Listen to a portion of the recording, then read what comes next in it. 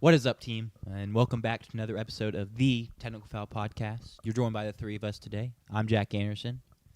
To my right is JP Pusilowski. And to my left is Sanders Oakley. How we doing today, boys? I'm great. Yeah, fantastic. Finally I'm at like 95% after my cold from last week. Sure. So I feel like I probably still sound a little rough, but I feel really good.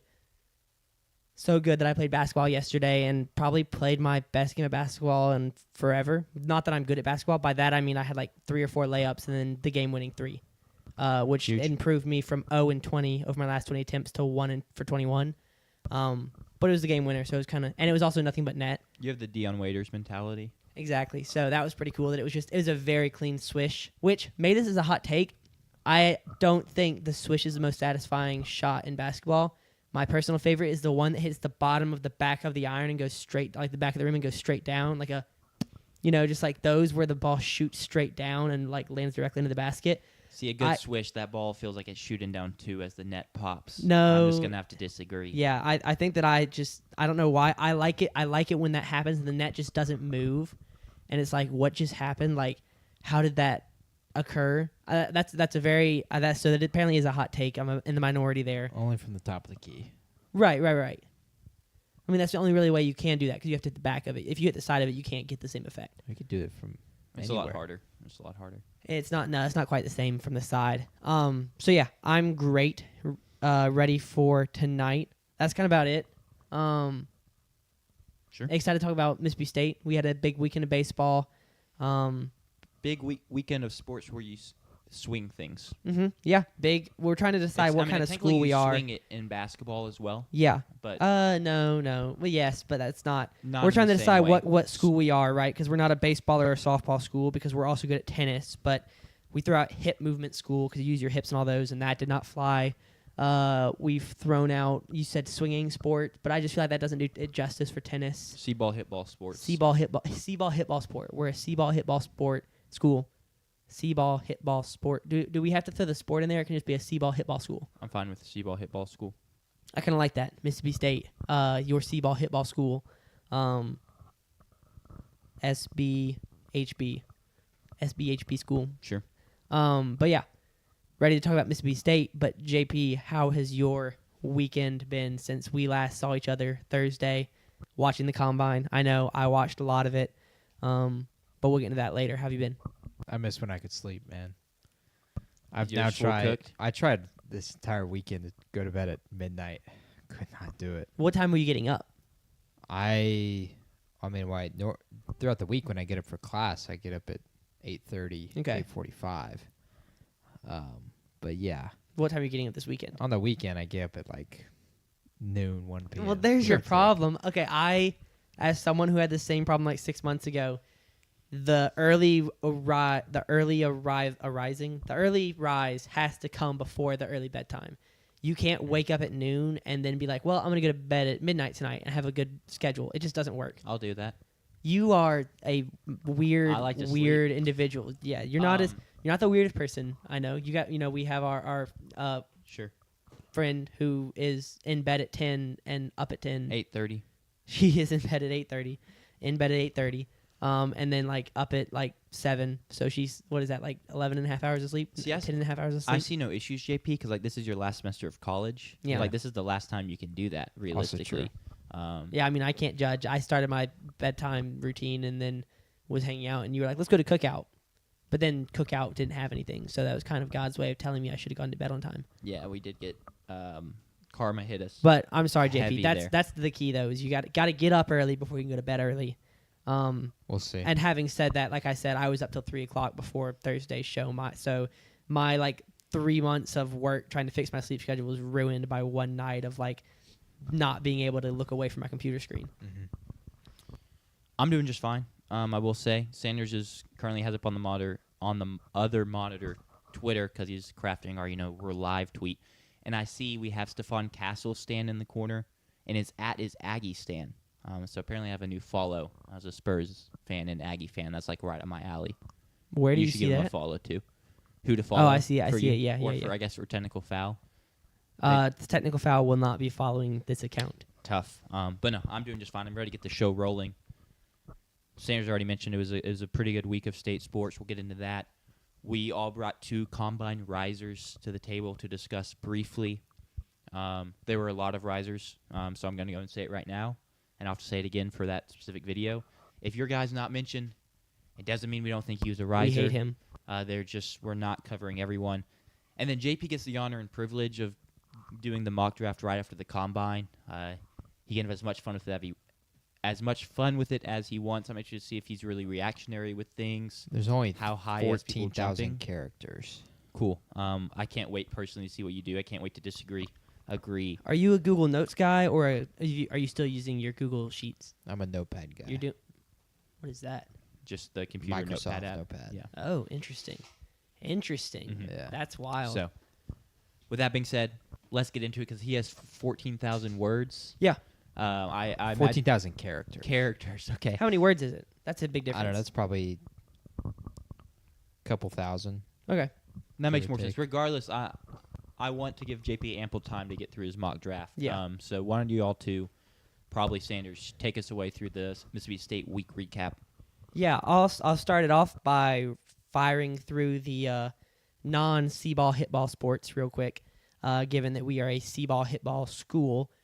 Men's basketball went 0-2 this last week since our last show, or our last state recap on Monday. Out of the tournament. Moving on.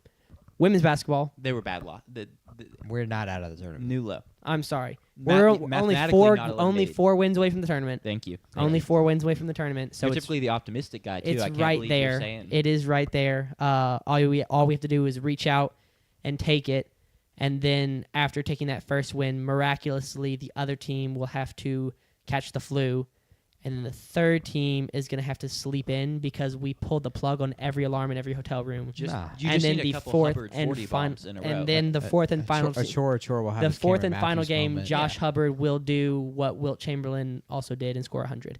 I've been bouncing back and forth, dropping the Wilt Chamberlain did do. It's fun to see how people react. Men's basketball 0-2. Women's basketball also 0-2, but they are not out of it. They are last team in, according to Charlie Cream and his latest bracketology. Can you clue me on who that Well said. that first loss was to? Yes, it was at Texas A&M. Dig 'em. I'm very mad at Jack because he does not care about women's basketball as much as I do, and yet he was very proud of his win. And I was like, "You don't deserve that. We're You- hot. You all are very hot." Tucker is putting out in the chat, we are only 10 wins away from a natty. Some are saying, which is huge. So that's exciting. Mississippi State only 10 wins for Only a natty. 7 wins away in women's basketball.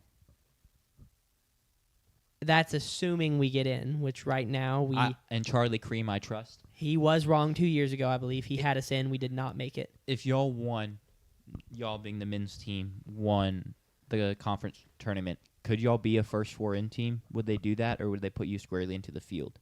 We might be like a 13 or 14 seed. No, I don't think we'd be any lower than 12. So y'all could potentially be an 11 in that first 4. But I just don't know. I don't think they put automatic qualifiers in those games. They do for Yeah, the they do. 16 seeds, but Okay. they don't for the 11. Yeah, duh. Typically. Okay. So then, y'all be chilling. It would just be 10 wins. Cool. No reason to make it. It was like cool. the NC State when they made the Final Four. Yeah. Was a conference champion of the ACC. They were an 11 seed but didn't play in the first 4. Yeah, makes sense. Yep. So that's women's basketball 0-2. Lost to A&M by 4, which was tough. Lost to LSU by 9. That game actually, I'm not going to say it went down to the wire, but it was close until probably like, it felt very winnable until about 4 minutes Team left. hung around. It was like 5 minutes. It was like a 5-point game with 8 to 10 minutes left. We had it really close going into the fourth quarter, and then LSU ended up getting up by about 10 or 15. We cut it back down to like 8, but it just never really got any closer than that.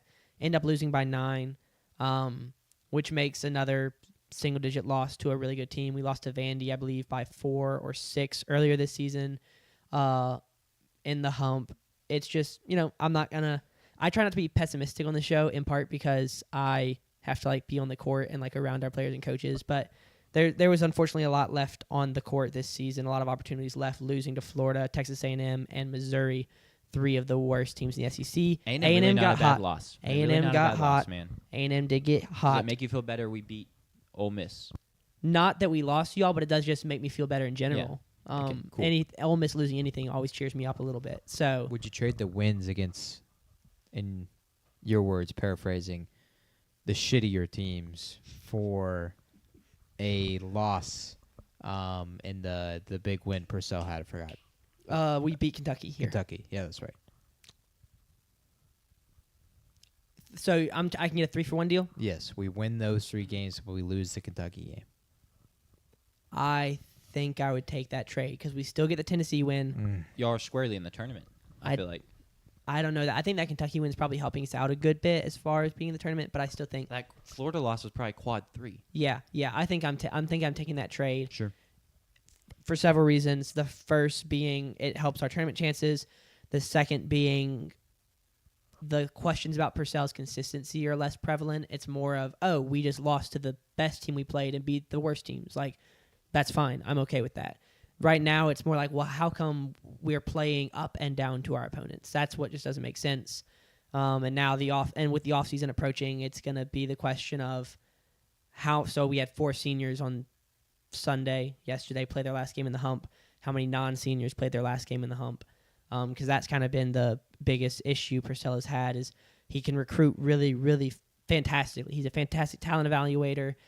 Finding Medina Okot last year, bringing her in, transfers to South Carolina.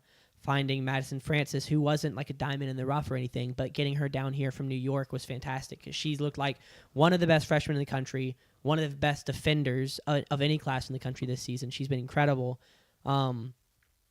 So he's done that, I would say, consistently, is finding, evaluating talent, getting to the campus over schools that I'm sure wanted them more. I'm sure there were other teams out there that wanted Madison Francis, a 5-star player, but he just hasn't been able to keep them. So that's kind of going to be the next hurdle. He's made the tournament 2 of the last 3 years, which I think is awesome. That's something that Vic Schaefer didn't do in his first 3 years. He's gotten 3 top 10 wins in the last 3 years, one in the last 3 each in the last 3 years, including LSU 2 years ago, Oklahoma last year, and then Kentucky this year. He got a top 15 road win this year at Tennessee. And Tennessee is a very difficult team to play if you watch them play and you know how big they are and how deep they are. But just the roster retention has been his struggle. And a lot of people struggle with it in the current era of the transfer portal. But if you want to be a really good team, and I think that he can recruit new talent to the level of being a really, really good team, you also have to keep talent on the team and keep a roster together because you can't have the first two months of every season be the team figuring out how to play together for the first time. But yeah, that's women's basketball. The season is not over by any means.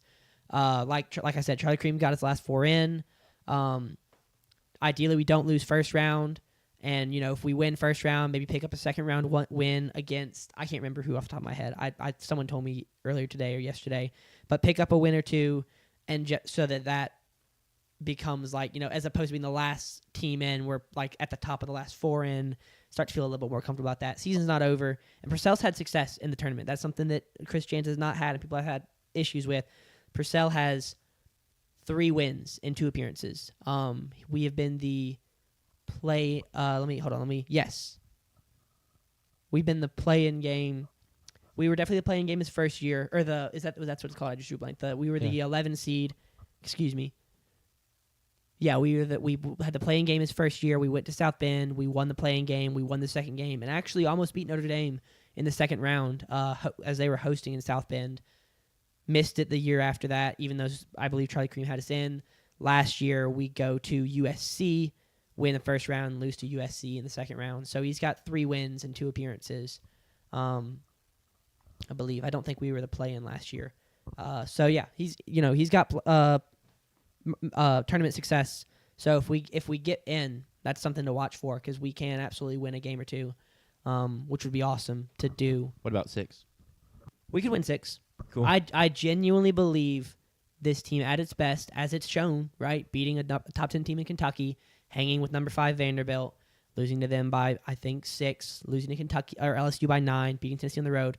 Genuinely believe this team can beat probably all but we can beat anyone, and I would be eager to play anyone except like UConn or South Carolina. So to round it up and put a button on it, we are 7 wins away from a national championship. This is true. From glory. Yeah.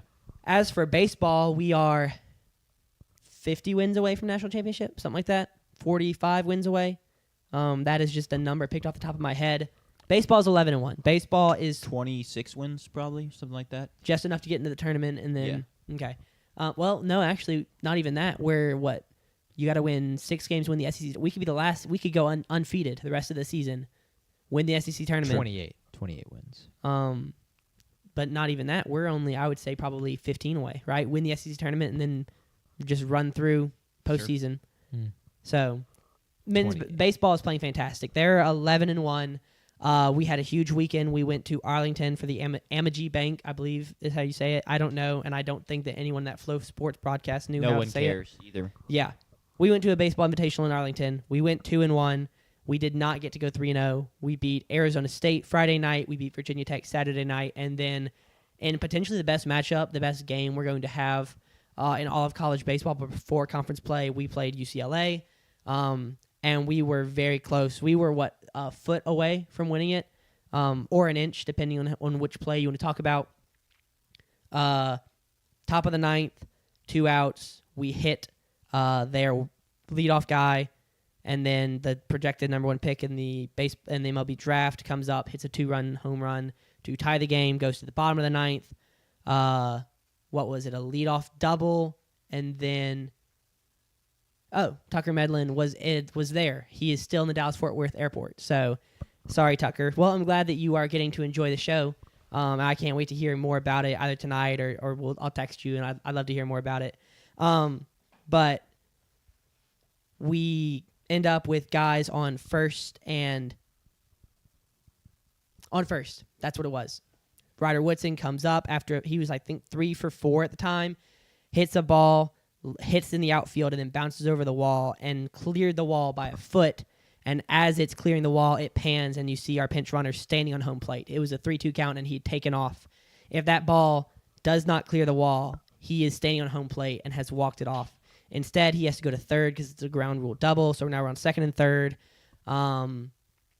We get an out, I believe a strikeout, and then they intentionally walk a guy, and then with 1 out, Aiden Teal comes up to bat, full count, bases loaded. There's a ball that is not a strike, that is called a strike, that So it was a strike. Well, we can debate whether or not you call something, just because you call something a strike, right, does not make it a strike. We've given the ump the power in that moment Yeah. to determine if it's a ball or It was a a call. strike. All right, I won't. I'm It was just- called a strike. No. I'm It was giving called you a strike. hard It was time. called a strike, and it was close. It was a very close pitch. And the ump called it a strike. He rings him up. That's out 2, and then we get a ground out for out 3. UCLA comes up, scores 3 runs in the top of the 10th. We score 2 in the bottom of the 10th before we record an out, and then can't get another. So tough loss against the number 1 team in the country, but Great showing this weekend. fantastic. regardless. Yeah, fantastic showing. And I'm not at all concerned. It's not panic button by any means. Like, you just lost the number 1 team in the country. On the call, it was a strike. I fully believe that because I didn't with see this, it. I'm not gonna lie. with this whatever it's called, the ABS, Yeah. or Yeah. whatever that's coming to the MLB this year. I do think we're gonna run into a huge problem of we're now going to officiate 3 different strike zones. Mhm. The one that the ump is actually calling, the one that you're seeing on TV. Well, they're not. MLB broadcasts are no longer showing one on TV this season. Okay, then the one that you, Yeah. the person, are Yeah. seeing, and the one that the ABS is seeing. Yeah.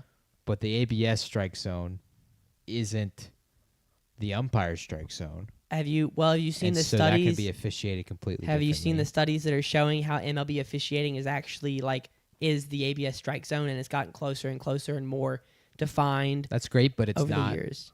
fully the Right. ABS strike zone. Obviously and not. There will be a call here and there. And so I think it should be fully, assuming the umpire is an Angel Hernandez, Sure.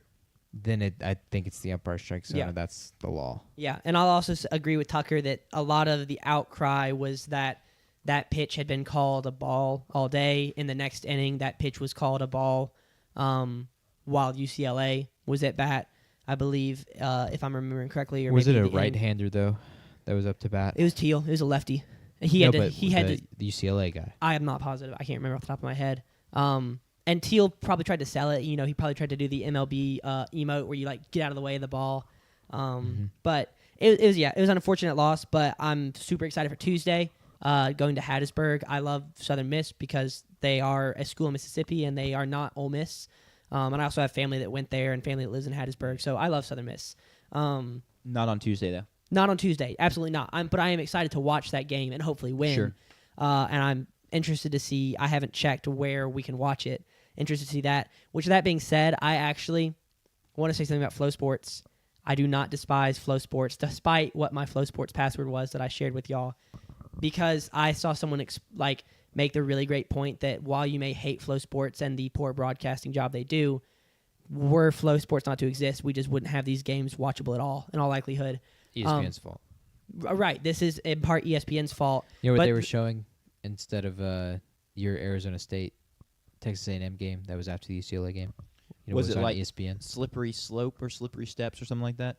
No offense to Dunk or Mogi. Was it pickleball? It was disc golf. Oh, that's tough. Wow.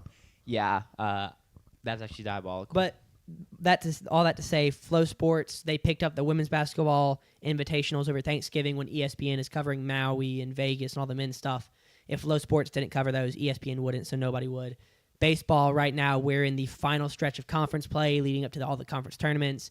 ESPN is primarily devoted to covering college basketball until it's completed. So they just don't have, I'm sure maybe they could. I'm positive they could, but they've chosen not to exhibit the manpower to cover college baseball as well as they're covering all the college basketball games. So I'm grateful I got to watch it, even if I wasn't a big fan of the quality in which I watched it. they're doing us a great service, I will say. I think the amount of people I know that got subscriptions, like online that got subscriptions, I think you made enough money to put a little more effort in. Yeah. But yeah, I agree. They're not the evil here. Yeah. They're trying to help us out. And they're For just only not- $8 a month. ESPN Plus is up to like 12 or 13 now. It's pretty good. Yeah. It's pretty good. ESPN Plus also keeps getting more and more expensive, like every 3 months. That's all I have on baseball. Cool. Softball, another great weekend as well, another great week. 4-1. We went to an invitational in Clemson. Clemson hosted. We played them twice and split it with them. And Clemson is a top 25 team. We are still ranked in softball, I believe, around the top 15, maybe as high as 14. So yeah, great weekend or great week for softball. Tennis also had a great week. Men's tennis 2-0, and women's tennis gets the biggest shout of the week because they picked up their SEC win. First one since the 2023-2024 season. We went undefeated in the 2024-2025 season. So huge shout to women's tennis. That team is much better than last year. The improvements they've made have been great. So yeah, we are a C-ball, hit-ball school, including baseball, softball, men's and women's tennis. So that's the school we are now. We are not a ball in the hoop school or a ball in the rectangle school in the end zone. We are a C-ball, hit-ball school. I like that. So Actually, the school is pretty good about a lot of the season putting the ball in the rectangle. They weren't very good about keeping the ball out of the rectangle on the other way. This is true. But I get what you mean. Yes. I digress. Yes. That is your Mississippi State weekly update. Super excited. Like I said, next week we'll have the Southern Miss game to talk about. We will know whether the women's team is in the tournament or not, and where they will or will not be going, and we will know how much the men's team loses by on Tuesday Yeah. at Florida. Last thing I want to add, Brendan Thompson ran at the combine. Facts. Ran the fastest time at the combine, 4.26. I did predict the morning of that he was going to run a 4.26, so Yeah. a little pat on the back. Did we get that confirmed? Because that was the unofficial The time. official time came in at confirmed. 4.26. Awesome. Blind guess, and sometimes you're right. Yeah. But hey, I'll take it. Great showing from him. It was a great showing, but I also it's nothing new. Everyone kind of knew he was going to run the fastest time, so good job not screwing it up, I guess. It made me a little nervous because if you look at every other fastest guy ever at wide receiver, none of them have had more than like a 4 to 6 year career. So there's some good money in that. There is. I'm just like, maybe Brendan Thompson be the exception and get 8 to 10. You could say that about just every football player. Yeah, but I'm just saying it's like we hype up this like, oh, who's gonna like he cracked the top 10. Oh my gosh, he's now the third fastest player we've ever had at the combine at wide receiver. And then you look at the list and it's like John Ross from Washington, and I think he got a second contract, but it wasn't with the team that drafted him. Cincinnati's a fraudulent franchise at the time. Yes, Still is. fair. Next. They have made a Super Bowl, more recently than your Saints have, but What does it have to do? I don't know. That's just their claim to not being fraudulent. That They was made a Super also- Bowl. John Ross was way before that. True. And they weren't a fraudulent Who is franchise. their He was head drafted in more? like 2017, 2018. They made that run in 2021. No, wouldn't- he had to have been drafted earlier than I'm that. pretty sure his 4-year contract was up. I thought it was 2017. Who is their coach that they just had every year? Marvin Lewis. Marvin Yeah. Lewis. Mike Tomlin. I mean, yeah, he was Walmart Mike Tomlin. Regardless, John Ross, I don't think he was on the roster for that team anyway. So the franchise had gotten it together at that point. And they were saved by Yeah, it's 2017. our 4 Lord, years. their Lord and Savior, I should say, Joe Burrow. Yeah. Joe Burr. But, there's just nobody on that list that I'm like, You see his throw in the snow, No, I did not. Joe Burrow. Was it pretty sick? Do I Yeah, need to go look it up was his pregame Buffalo Bills game. let's wrap up the Mississippi State Combine with that shout out to Brendan Thompson. Well, I do want to say the list could get some boost here. True. Xavier Worthy's still early in his career. This is true. Um, That wasn't like there is some hope, I suppose. But right now the list doesn't look great. I was a Henry Ruggs believer until Henry Ruggs True. did stuff worthy of landing him in prison. So don't go down. I'd rather you be a bust, Brendan Thompson, than go down that route. Let's just say that. Yeah. But yeah, we can wrap it up. Cool. And get on to combine risers. All right. In total, there are 6 guys that we mentioned as NFL combine risers, people whose stock we expect to rise. You probably should start the video over once the camera comes back, just Sure. so this is not how it starts. I think that's a great call. Which I would love for it to come back now. To do the thing where it forgot about it, Oh, it might have. I'll be right back. which makes no sense. It started doing that, but here we are.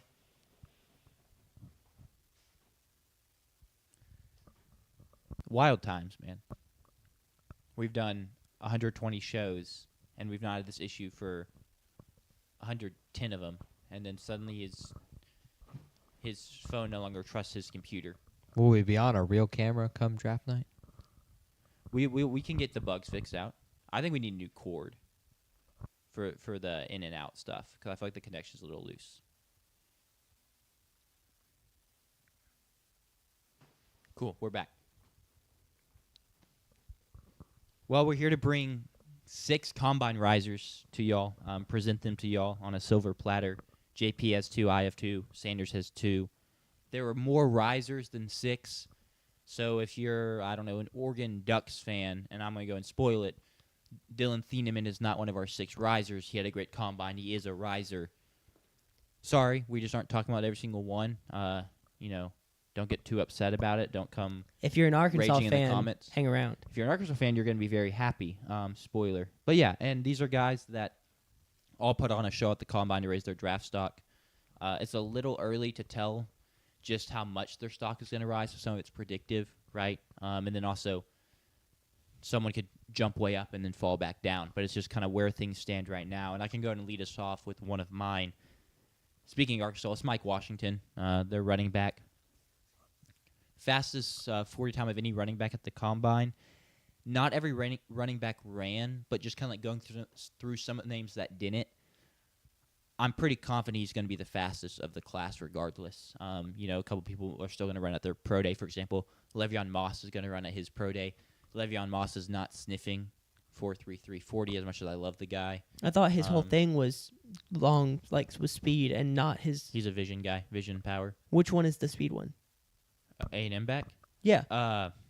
Ruben Owens? Ruben Owens. Yes. You didn't, Yes. and we were frustrated because Owens would be in the backfield and wouldn't make the cuts because he's a speed guy. Or we try to make the cut and just slip and fall. Okay. But yes. I got it mixed up. My B. He ran a 4.33 40, 39-inch vert, tested really, really well at a 223-pound frame, 6'1", so pretty good size to be running that. Huge, and with that, it's not a great running back class. It's pretty well versed in that regard. So someone is kind of looking to be running back 3 most likely. For me, he did a lot to cement that. over the weekend. Obviously, 40 times not end all be all, but once again in a bit of a lackluster class in that regard, it'll go a long way. He had over 1,000 yards rushing at Arkansas this season, his first season at the Power 4 level. If you want a couple of knocks against him, he played 5 years in college, so he's already a bit on the older side for, a position that doesn't have long shelf life anyway. But I was pretty surprised to see him run a 4.33. I'd watched multiple Arkansas games this year. I thought he was really good. I already liked him, but I did not expect sub 4.4 time. So that's why he's one of my biggest combine risers. Yeah, I'll go and go next. One of my biggest combine risers is Jacob Rodriguez out of Texas Tech. He had a very productive season at linebacker for the Red Raiders as a huge part of that incredible defense. And Tech fans, Yeah, he had 7 forced fumbles and 4 thank you. I couldn't interceptions. get his. I was trying to do it on PFF to get his stats up, and PFF is down right now, and that's the site I'm more comfortable with. And so I wasn't going to try and figure out ESPN because I'm just a PFF guy through and through. But I appreciate that. Yeah. 7 forced fumbles and 4 interceptions. Which, Right. do not gloss over those numbers. Those numbers are Not at all. diabolical. Exactly. There were people who were pushing for him to be a Heisman down the final third of the season, I would say. And I do think that if that push had started earlier, it would have been a lot more prevalent, right? I 'Cause- mean, he ended up in New York. It's very Yeah, impressive exactly, for a exactly. defensive player to end up in New York. right. But there were a big push for it at the final end of the season that might have got him there, which was deserved. He had a fantastic season. Tech fans might think he should be QB2 in the class. I would push back a little bit on that. We did not see him do any of the QB drills this week at the combine. 2 But touchdowns, 1 interception. yeah, but I'd love to see if that was a turnover-worthy play or not, because that's really what's important. It was. Yeah. PFF is down, like I said. We cannot confirm nor Okay. deny that. So we'll just leave that up in the air for the viewers to decide. Fantastic week from Jacob Rodriguez, because the big hit on him was his, I would say, physical traits, right? He did not lack production at all, but people were like, he's just not as athletic as like a Sonny Styles is, or other linebackers. He just doesn't have the same traits. But he comes in and has his vertical was 38.5 inches, which was the 7th best. His 3-cone drill was incredible, 6.9 seconds, which was first among linebackers. So showing of some of his side-to-side movement was really good. His 20-yard shuttle was tied for first, 4.19 seconds. So he was just very good at the speed. So he tested well in the movement things, which was, I think, going to be a big question. So that's a huge boost for him, is to test well with the physical stuff to kind of back up that production. I expect him. He was like a third or fourth round prospect going into the combine. I think he's going to be like early third to probably bottom of the second now. I saw a clip from someone on Twitter that was like, "Are we sure Jacob Rodriguez isn't going to go in the first round?" All right, there you go. Jacob Very Rodriguez. much disagree with that guy, but he did have a really good combine. The linebacker class as a whole actually got a lot more interesting because guys like Anthony Hill tested really well. The guy from Cincinnati, whose name I'm blanking on right now, Golday? Golday, yes, thank you. He tested really well. C.J. Allen is a person people are really high on. So as a whole, I feel like I'm higher on the linebacker group in general, Yeah. but especially Rodriguez, because I agree, I didn't expect him to test quite this well. He still did not quite test like a Sonny Styles. No, but not at all. We've learned no one tests like a Sonny Styles. Yeah. But it's a good riser. I like that inclusion. Yeah, I felt like the linebackers are both of my risers as well. Technically, David Bailey's an edge, but you call him an off-the-ball linebacker if you'd like. I would And like to then- not. I mean, if he was dangerous. Sonny Styles He's an edge rusher. was also a riser for me. And these were two guys for From David like Bailey. fourth to third. David Bailey rose from, for me, it was like, is he a guy who might fall to like 7 or 8 to this guy? No way he gets out of the top 4. Yep. And then Sonny Styles, I think the mock for a lot of people throughout the pre-combine and even post-senior Senior Bowl was the Cowboys were where he might start being drafted. Yeah. Now the talk is, I think David Bailey is, for me personally, no way he gets out of the top 4. And Sonny Styles, a lot of people are saying, no way he gets out of the top 5. I think David Bailey is approaching not getting out of top 2 territory. David Bailey was incredible. I just want to say that. I think it's him or Reese We especially will. with Bane's arms coming in short, We'll which see if I know JP is not the agrees or not. biggest. We will have that debate here in a few minutes That's exciting. as well. with That's my very mock. exciting. But David Bailey ran a 4.5, and for me, when I watched it, we watched it during Thursday's show. It wasn't just the fact that he ran a 4.5 and it looked fast. It was that from an eye test perspective, it just looks so scary. Seeing him run down the sideline with the amount of mass that he has up top at his 6'4" size, he looked so brutally intimidating. I'm also going to bring up a guy later, Will Anderson Jr. I don't remember what Will Anderson's 40 time was. I would assume David Bailey's was faster than his. David Bailey he just popped off the screen for you. And then Sonny Styles, of course, tested the best out of anyone really in the combine. Many people would argue running a 4.46 40. He also had the highest vertical and the highest broad jump. This is a guy who played safety his freshman year at Ohio State, and then transferred to kind of like a Mike linebacker, has the ability to rush the passer and then drop back in coverage. We already knew he was going to be good. This is a Central Michigan legend, after all. He transferred to me in College Football 25 when I did a Central Michigan dynasty, which you can't believe he left Ohio State. Now we know he has the physicals that are better than literally anyone around him. This is a guy who's rising. Like Jack, my question to you is, are you going to be now hoping that he falls to 7?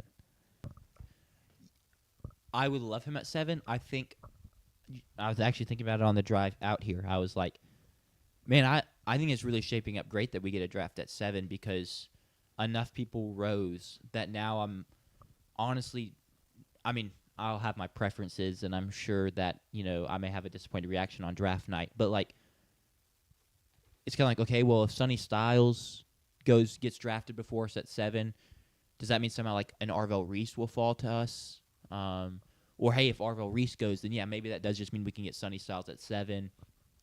And then, well, if all those people go, it's like Jeremiah Love is still right there for us, or that means we get our top choice of wide receiver if we want to go that route. So I really love where we're sitting. I would love Sonny Styles at 7. I genuinely would. Just to have a linebacker of that caliber that can literally do everything for you. And I think that's what I want to emphasize is talking about going top 5. Your like standard traditional linebackers don't really go top 5. So for him to make that rise or that leap into like, oh, he could go top 5 and that's not crazy to say and that's like very warranted, speaks to how insane he is physically and the fact that he can do so many things on the defensive side of the ball.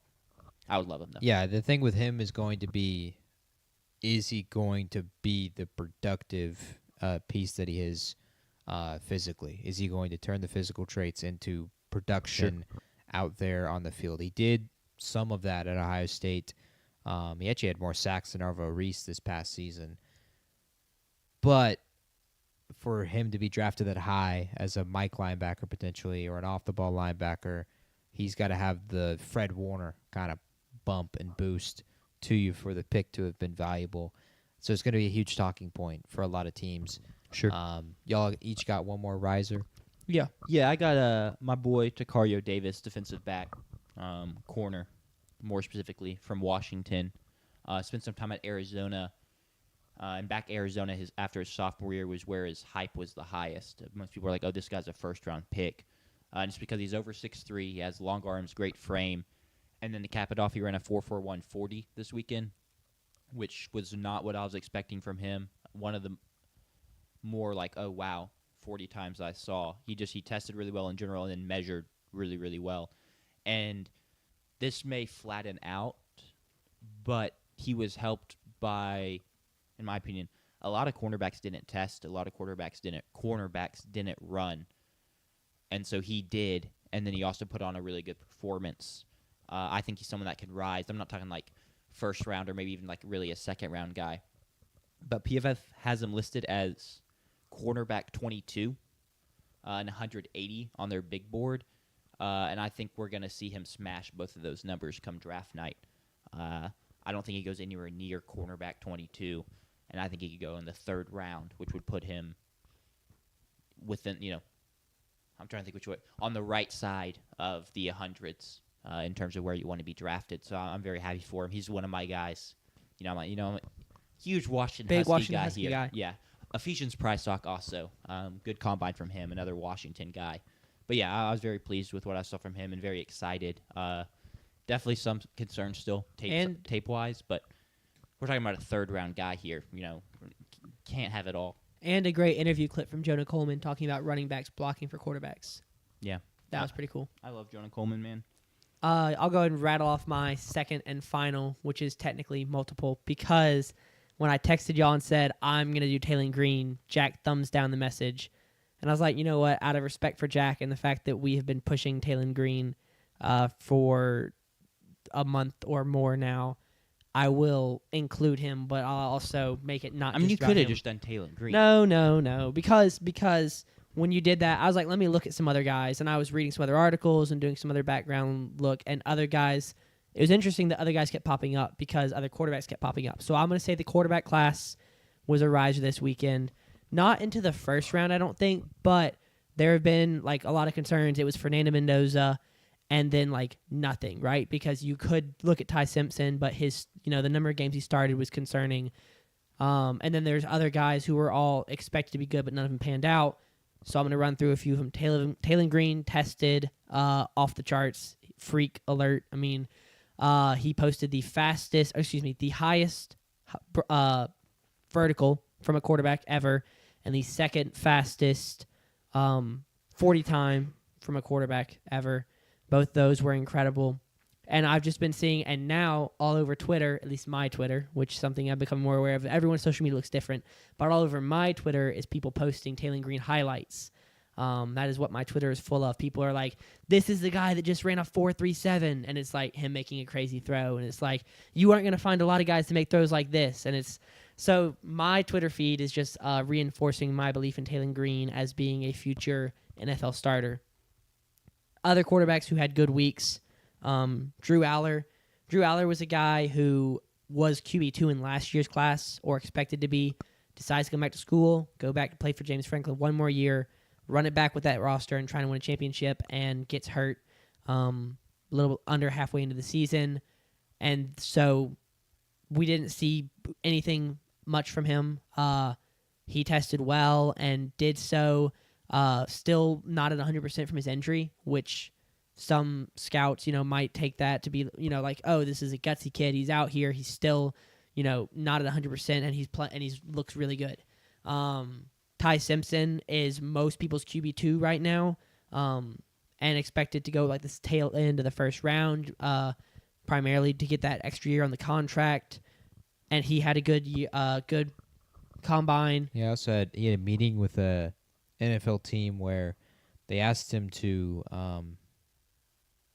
remember and recall the longest play call he had ever had at Alabama, and he recalls the play, the situation, the down, the distance, what quarter it was in, The yard line, probably the score, the opponent. I mean, it was ridiculous. Yeah, he tested off the charts in terms of ball knowledge, I guess would be the way we would put it. If it doesn't work out for Mendoza and Simpson, they should have a podcast. That would be crazy. He should just coach. He should follow his dad into coaching. Well, he can just do what Gruden did then. Coach for a little bit and then start a podcast. They could build Legos together or something. Yeah. And then also, like, another name. I was looking through, he was in a Bleacher Report article as a big riser. Kay Klubnik was in a Fox Sports article as a big riser. So the quarterback names I feel like are generating interest is like day 2 guys, like second-round guys. And and in my opinion, when you're a second-round guy, well, what's to stop a team from picking you at 31 for the 5th-year option? So I would not be surprised to see one of those guys drafted at the end of the first round. I'm not predicting it, but that's what I'll say is teams make odd picks at the end of the first round because that 5th year on very cheap money is very important, and it's most important at quarterback. So that'll be something to keep your eye on as pro days approach, as we get further in the interview process and we learn more and more. JP, I'm sure you disagree. Besides Ty Simpson, I just don't see it. I agree. I don't see it. See, I'm feeling pretty confident Garrett Nussmeier's going in round 1. Right. Wow. Yes, I do have his name up there as well. I also don't see it. I'm just laying the groundwork for clipping this and being right in a month or however long, 2 months. Garrett Nussmeier, another coach's kid that apparently interviewed very well. And I just think as we get more and more removed from the season, the tape he put out there in the 2024 college football season is going to circle back around, and someone's going to end up taking a flyer on him. My thing about Taylor Green, the reason I dislike the message real quick, this beleaguered point very, very much so, beating the dead horse. I just knew he was an athletic freak. So, this did no rising for me. Yeah. I know he's one of the most gifted people I've ever seen out on a football Right. field. You may have when known it that, comes but to apparently running not around. everybody else did because everybody else is freaking out about it. Yeah, I mean, I guess I understand why they weren't tapped into Arkansas football games because Hey, for some people that wasn't their first SEC win in 2 years. I watched every minute of that game. True. I did also. He did run all over us, but And y'all had a really good defense. running is Think not, about y'all third down percentage. You know who else has looked pretty good running the football at times? Who? Justin Fields, quite good. You know what Justin Fields is doing right now? He's a starting quarterback for an NFL team. No, he got benched. He's getting paid $20 million. He is getting paid $20 million. And did Bears GM potentially get fired for that draft decision? I do have in my notes athletic freak who might be the reason a GM gets fired in the next 3 to 5 years. I'm just Which saying, I kind of stole from you in your last rant about him. There's a lot of red flags. There's a lot of red flags with a lot of these guys.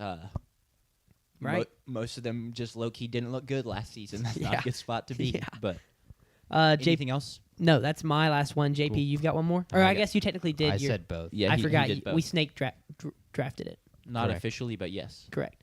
Cool. Well, with that being said, we are 45 minutes in, and now for I'm the happy with longest that. part of the show. Yeah, I feel pretty good about that.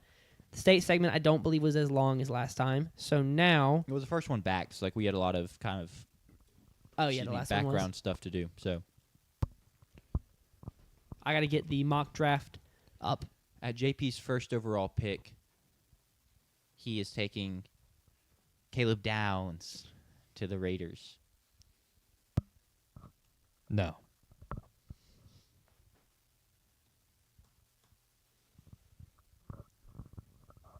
But the first overall pick may surprise you. Really? Yeah.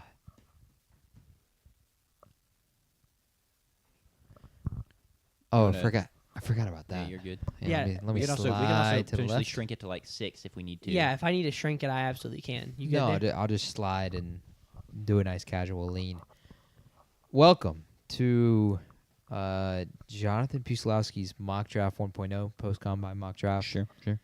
First of many mock drafts to come, and let's get into it because there is a heavy debate for who should be drafted number 1 overall. It's Fernando Mendoza. Okay, cool. That is the pick there. I'll go ahead and tell you why, though. And I got why for every single position that is drafted in this draft. Sure. I've completed my team analysis, giving statistics, free agency reasons for every position that is a need for every single team in the league. Ask me if it's a need. I can tell you why they need it.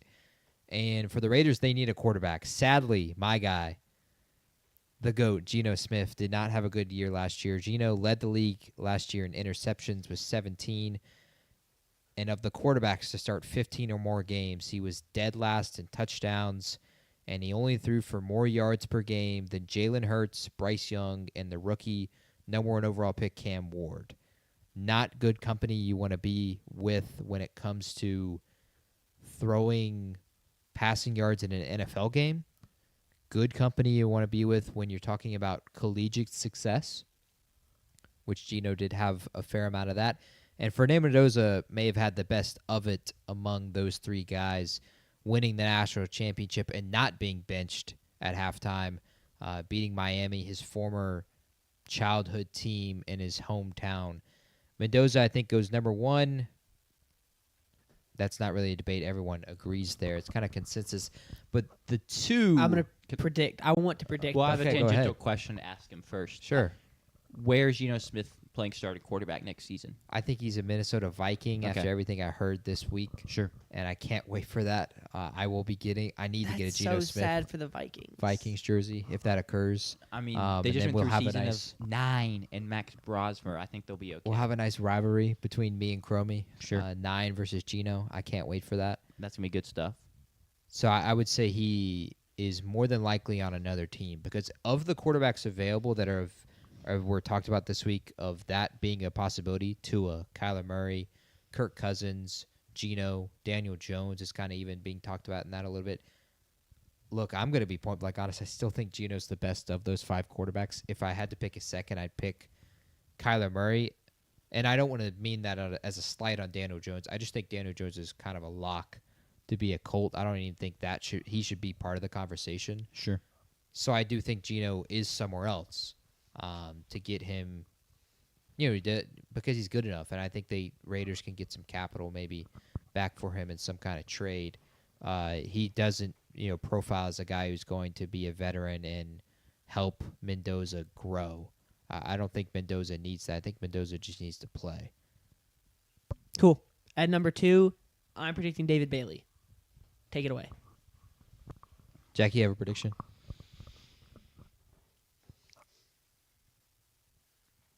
I'll go with Arvell Reese because I want to be different. I don't want to Did you see JP's face on Thursday when David Bailey ran his 40? I think I was that- looking right at him. I think the debate, of course, and everyone agrees, the debate starts at number 2. And for me, I feel like it's a really short debate. I think you're talking about 2 players, and then you pick which one of those players you like, and then you're talking about 2 other players. I think for the Jets, you need a playmaker who can fill many holes in a sinking ship right now. So the first debate for me is between Arvell Reese and David Bailey. Reese has played nearly every spot in the front 7. He's faster than David Bailey. I think the versatility ends the debate in need for the Jets because they have needs at almost all 7 spots in the front 7, you could argue. Even with the trade that they were able to get Tavondre Sweat from the Titans, I don't think they've shored up their defensive tackle. Sure. And Arvell Reese could even play over the center. Myles Garrett does that from time to time. So for me, I would pick Arvell Reese over David Bailey. Then I think the debate is between Arvell Reese and Caleb Downs. And I think that's a debate because of what the season the Jets had last year, where they had 0 interceptions, which is the first time any NFL team has ever had no picks in a single season. They allowed the most passing touchdowns in the NFL with 36, meaning that quarterbacks were 36 touchdowns, 0 interceptions when they played the New York Jets defense. This defense allowed the second most points per game at 29.6. And the worst stat of them all, 1.6% of Jets' opponent drives ended in a turnover this past season. That is the lowest in NFL history. The next closest lowest was 3.9%. Jeez. It is astronomically bad how bad they were at turning the ball over, how bad they were at stopping the pass. Linebacker and defensive line are both still needs, of course. And so the reason I would pick, personally, Arvell Reese at this point, you can go and lock him in. The Jets, they had 0 takeaways of any kind from a linebacker as well. You add on top of the defensive backs who had no interceptions, no takeaways, no forced fumbles from a linebacker last year. They allowed scores on 49.2% of drives. Think of Ohio State and Arvell Reese. And again, the debate's still there with Caleb Downs. That defense was the best defense in college football, one could argue, last year. They allowed the most fantasy points per game to running backs last season. I think Arvell Reese has the ability to shore that up. Now, his sack production wasn't good enough to, shore up sacking, but the dude's a freak. And I do think because they have so many needs this year, getting the guy who will be a guy who can play in a ton of positions is a better fit than David Bailey personally. Any debate there from you guys? This is what I would do. I don't think this is what they're gonna do. Though we actually probably should keep in mind that while we were all being wowed by David Bailey's 40, Aaron Glenn was asleep, so he probably didn't see that happen. True. So he honestly maybe no higher on David Bailey than he was going into the weekend. But yeah, I'm totally fine with this. Yeah, I am as well. I mean, they're both very good players. I think they are probably edge rushers 1 and 2 off the board. So, zero issue. David Bailey was just my guess, given how I saw your reaction to his 40 time. I do also wonder if Arvell Reese being so versatile, while like a nice bonus, if the Jets are just like, hey, we just really want an edge rusher, if they go with like the more traditional sized edge rusher, traditional like prototype edge rusher, right? Just because they're like, we want to make sure we hit that pick. Like, yeah, we have a lot of needs, but like we're just going to go through them one by one. So like, let's get the edge rusher, not the athletic freak that can play edge rusher. Like, I don't know what the thought process is there. Once again, I would take Arvell Reese because I love the athletic freak. But sometimes you can screw up the athletic freaks. It's such an interesting debate, and this is just one of the Sure. probably if not dozens of debates we will have between Reese and David Bailey more than likely over the coming weeks. For number 3, I do feel like with the Arizona Cardinals, people have just go ahead and mocked it to say they need to pick an offensive player, and PFF agrees in that their needs are all offensive players. So maybe Jeremiah Love, and with the way he tested this past week, maybe Francis Maui-Noah people are feeling. But personally, I don't know, because I feel like they really will struggle here because I don't think the value is there for an offensive lineman. I do think the value is there if you wanted to draft Jeremiah Love. So for me personally, I would try to do what the Arizona Cardinals did in 2023 when they had the number 3 overall pick and traded back with the Houston Texans, where they got 2 first-round picks out of that trade. They ended up taking their franchise left tackle and Paris Johnson later. The Texans came up and took Will Anderson Jr. Now, there's maybe an argument that the Cardinals lost that trade. I think it's a fair argument, but in a world, let's say you didn't trade that pick and you took Will Anderson Jr. that night, you'd sit here today in a worse spot. You'd have no clue who your quarterback is still, because Kyler would have done the same thing with Will Anderson, whether or not he was on the team. And you would need to now have a lucrative contract to pay and keep Will Anderson. He's going to get extended this offseason by the Houston Texans. Instead, they got a franchise left tackle out of it in Paris Johnson when they made this trade in 2023. And now I think they should do the same thing. The problem is, I don't know who's going to make that trade, because when you go down the list, who's going to come in front of the Titans to try and take, David Bailey or Jeremiah Love at this point? And I don't know who you can make the argument for where it makes sense trading 2 first-round picks to trade up and get this one guy. I think maybe if anyone, it is the Kansas City Chiefs, which I know, Sanders, you did that last week, but you did the trade with the Tennessee Titans yeah. at 4. I think maybe there may be some debate with Kansas City. But you think about their cap situation, they need these first-round picks to be able to stay under the cap and still add talent. They are going to get under the cap this offseason, but next season they'll be in the exact same spot. They're going to kick the can down the road, per se. And then you go a little deeper. 11, the Miami Dolphins, why would they trade 2 first-round picks? The Cowboys don't have the first-round pick next year. Actually, they do have 1 first-round pick next year, but why would you trade yet another first-round pick? We just saw it for Quinnen Williams. At 13, it doesn't make any sense for who's at 13? Scroll. That's right, the Los Angeles Rams. Doesn't make sense for them to trade first-round picks either, especially trading up. They're going to get David Bailey. They don't need it. They already have Jared Verse and Braden Fisk. So, because I don't know who's going to trade, I'm not going to make that trade. But I do think the Cardinals should look to make some kind of trade and trade back and get the same kind of deal they got last year, because this is a roster with many holes. That being said, I'm not going offense. I'm not going Jeremiah Love. I'm not going Francis Maui-Noah, because I think the need is actually defensively. They allowed the 4th most points per game at 28.7.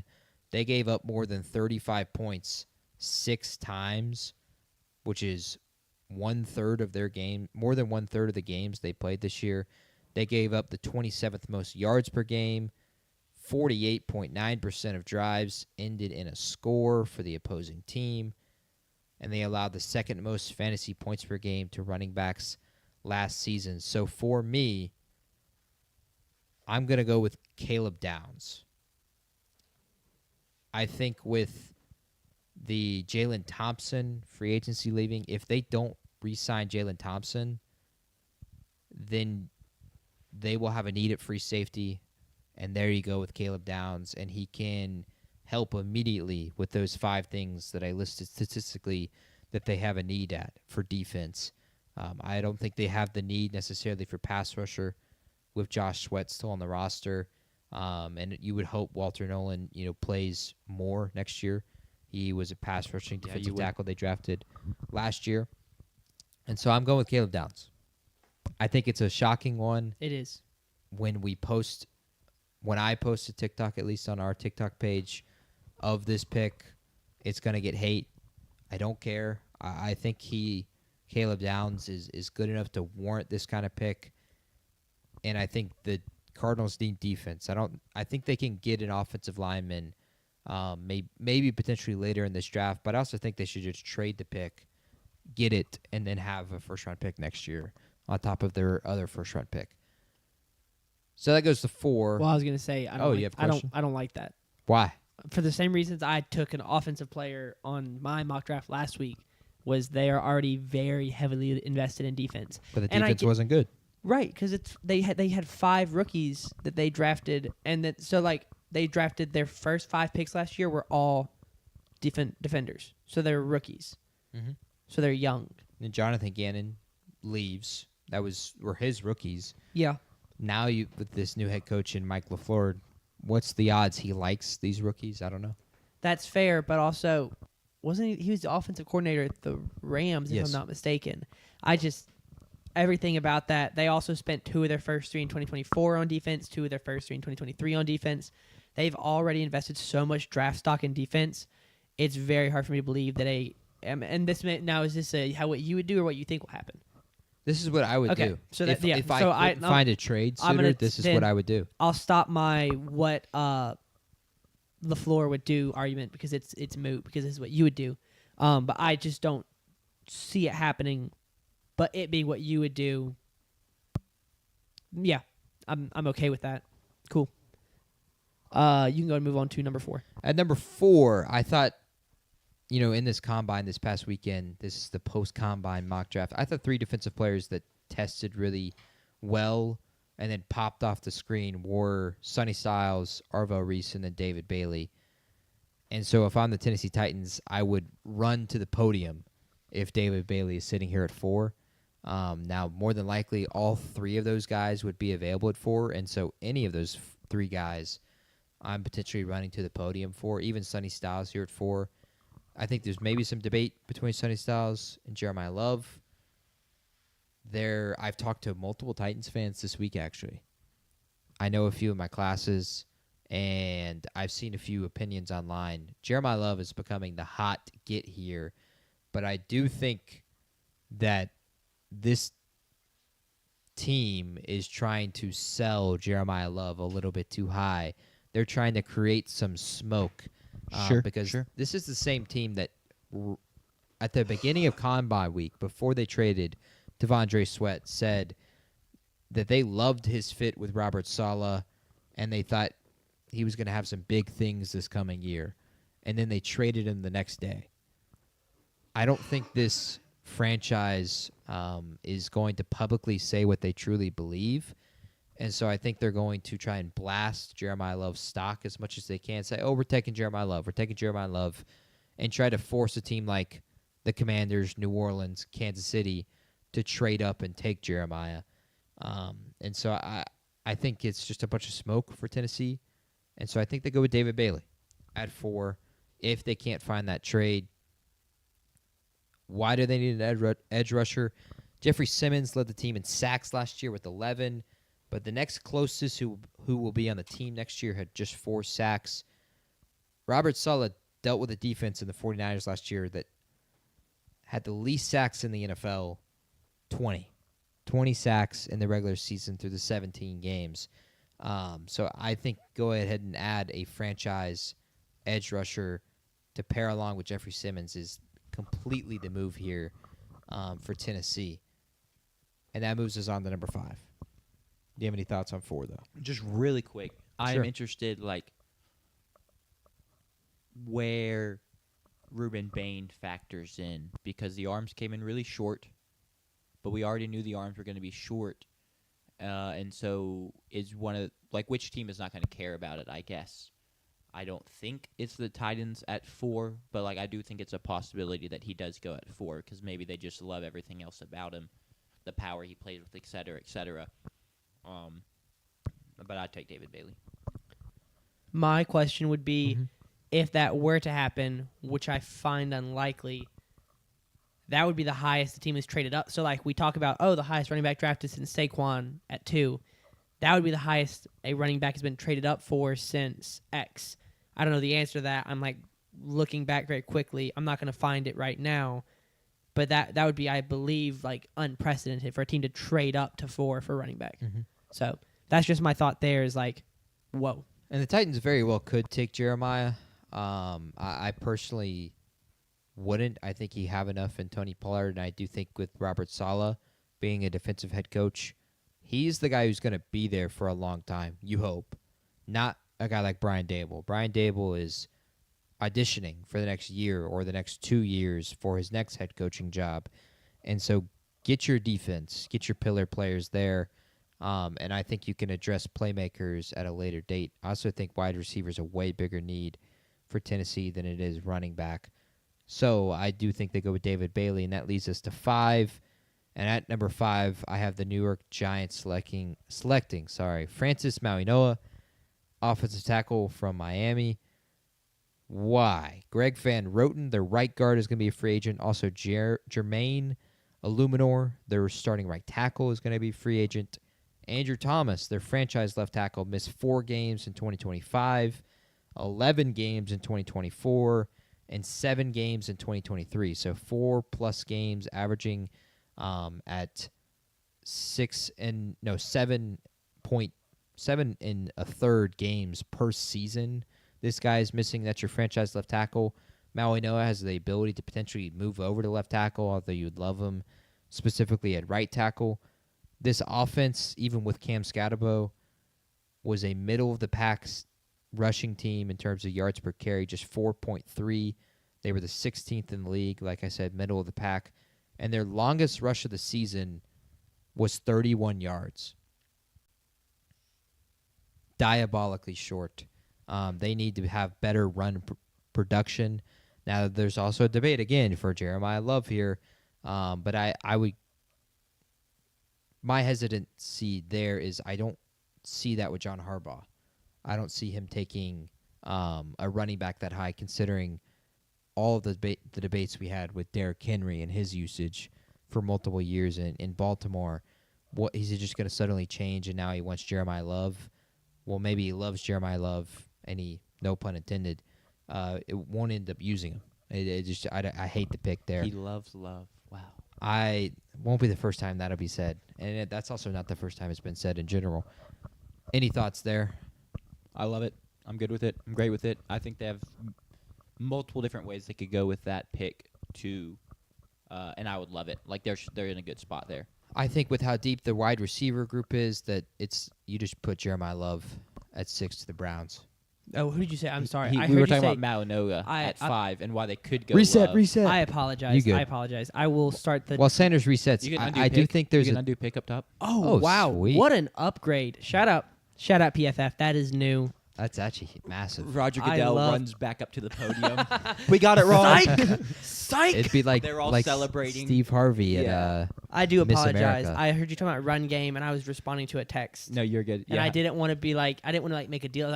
Who did you say? Because then I looked like I wasn't paying attention. What would the reaction be if all the Giants fans in attendance thought they got Jeremiah Love just for them to take an offensive tackle that most of them probably haven't heard of because... But you did say Mauigoa to the Giants, right? correct. Yes. Okay. What would be the 180 there?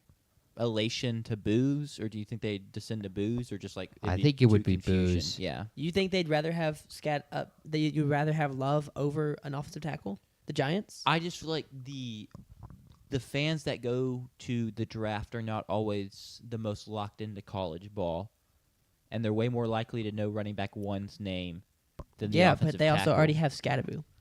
Yeah, I don't have running back listed as a need whatsoever. I do think the the idea of Scatabo and Jeremiah Love together is appealing. It also would potentially increase the longevity of Cam Scatabo's career. True. But if there you're may gonna be go, no increasing that. yeah, if you're gonna go playmaker, it would make more sense to go wide receiver. But I do think with how deep the wide receiver class is, you can find those guys at the top of the second round as opposed to right here at 5. Yeah. I think you'll get more value out of taking a franchise offensive lineman.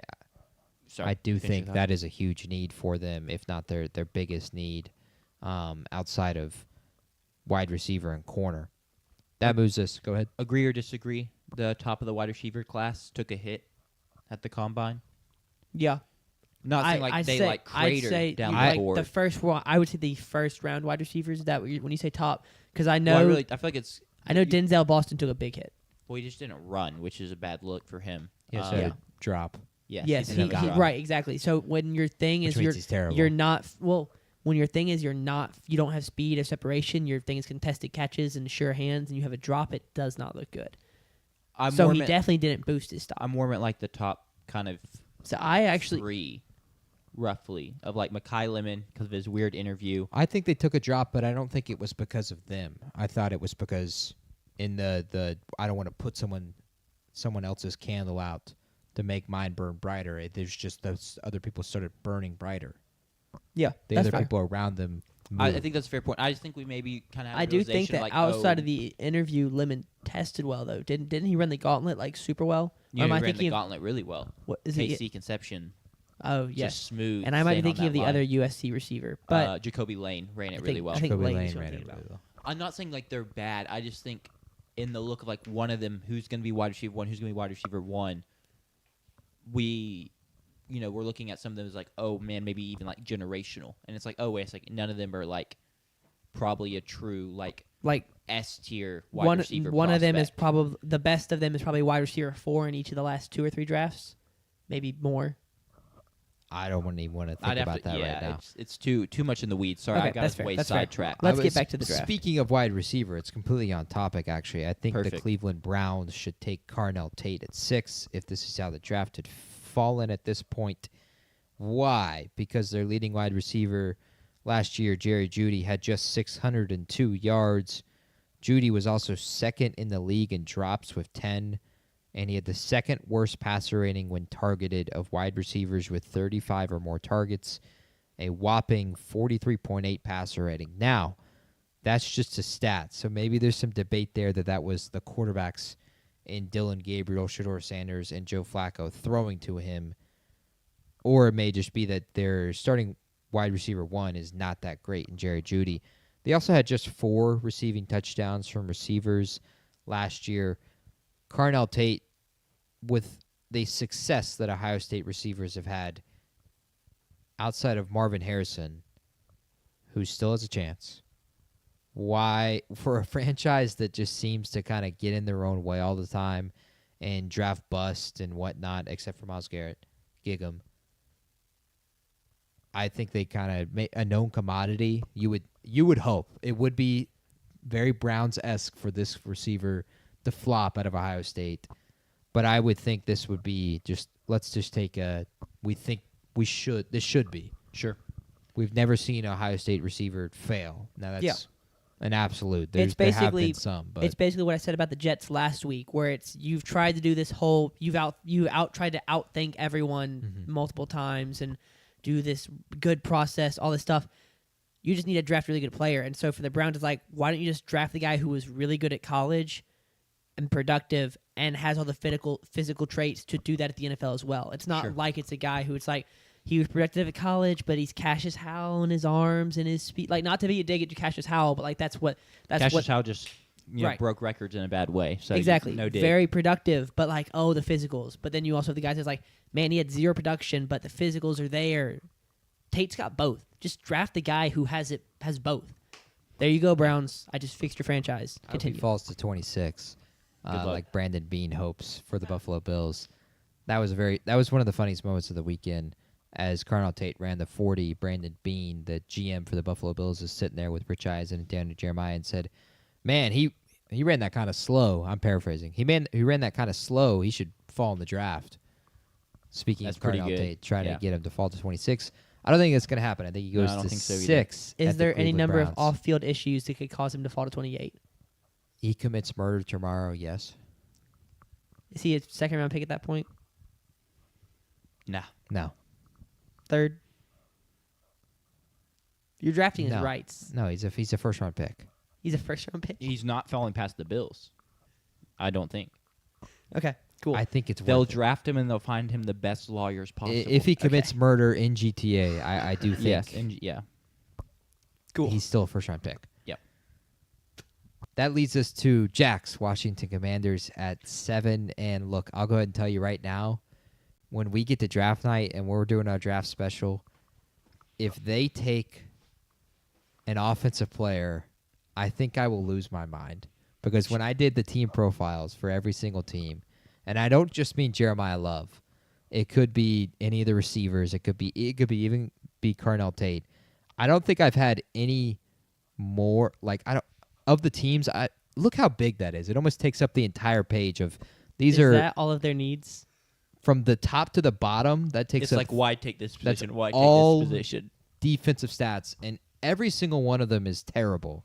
Absolutely terrible. Allowed the most yards per game last year, 384. They had the worst hurry percentage in the NFL, 5.3%. Their leading sacker was Von Miller, who is 37 and a free agent. Bobby Wagner, their leading tackler, is a free agent and 36. They had the second most missed tackles in the NFL, 131. They allowed the worst. They tied third worst yards per play allowed, so the most, 6. They allowed the 4th most fantasy points per game to running backs last season.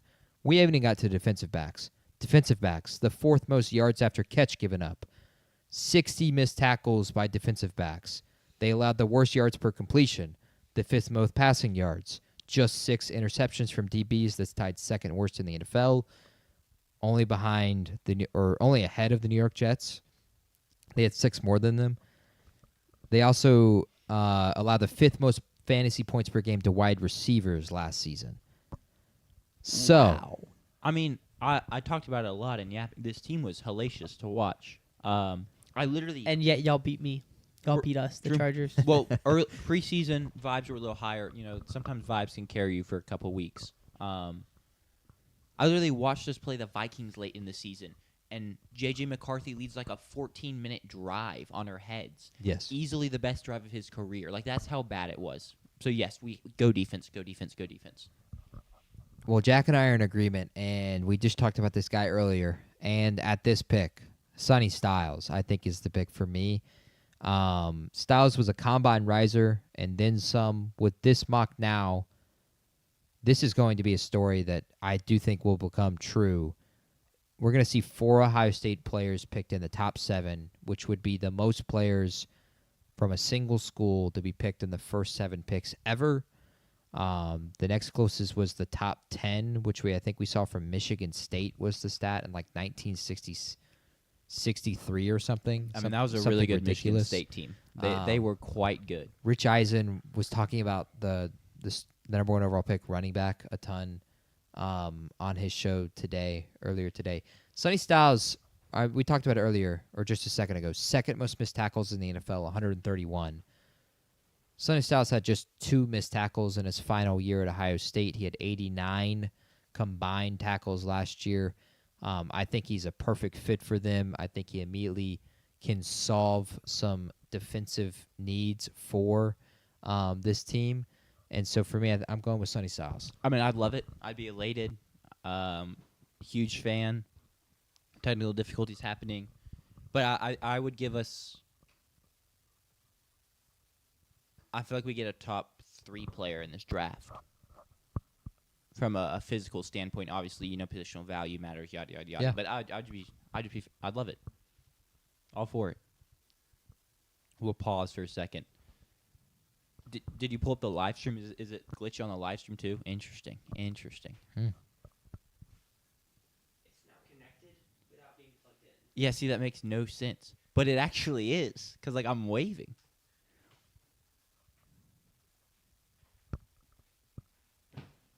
Well, does it connect via What? Bluetooth? I think it does, but it's definitely not supposed to. I mean, that's that's definitely why the connection. Maybe it has just connected via Bluetooth, and that's why. Why it's- is it slow? Don't goofy. slow down with me. With me just walking, please. It was working better when it was not plugged in. It has. I've never used it wirelessly before. I always plug it in because that's the most reliable connection. And now it worked better when it wasn't Do plugged we in. want me to plug my phone in? I'm just gonna go unplug my phone and just run with it. I'm at like 80%. We've only got probably 45 minutes left on the show. 30 minutes. Yeah. 45. Yeah. Let's run with it. We'll See do what it. And happens. if it keeps glitching, then we can try my phone. That is weird though. Definitely something to get figured out before the draft show.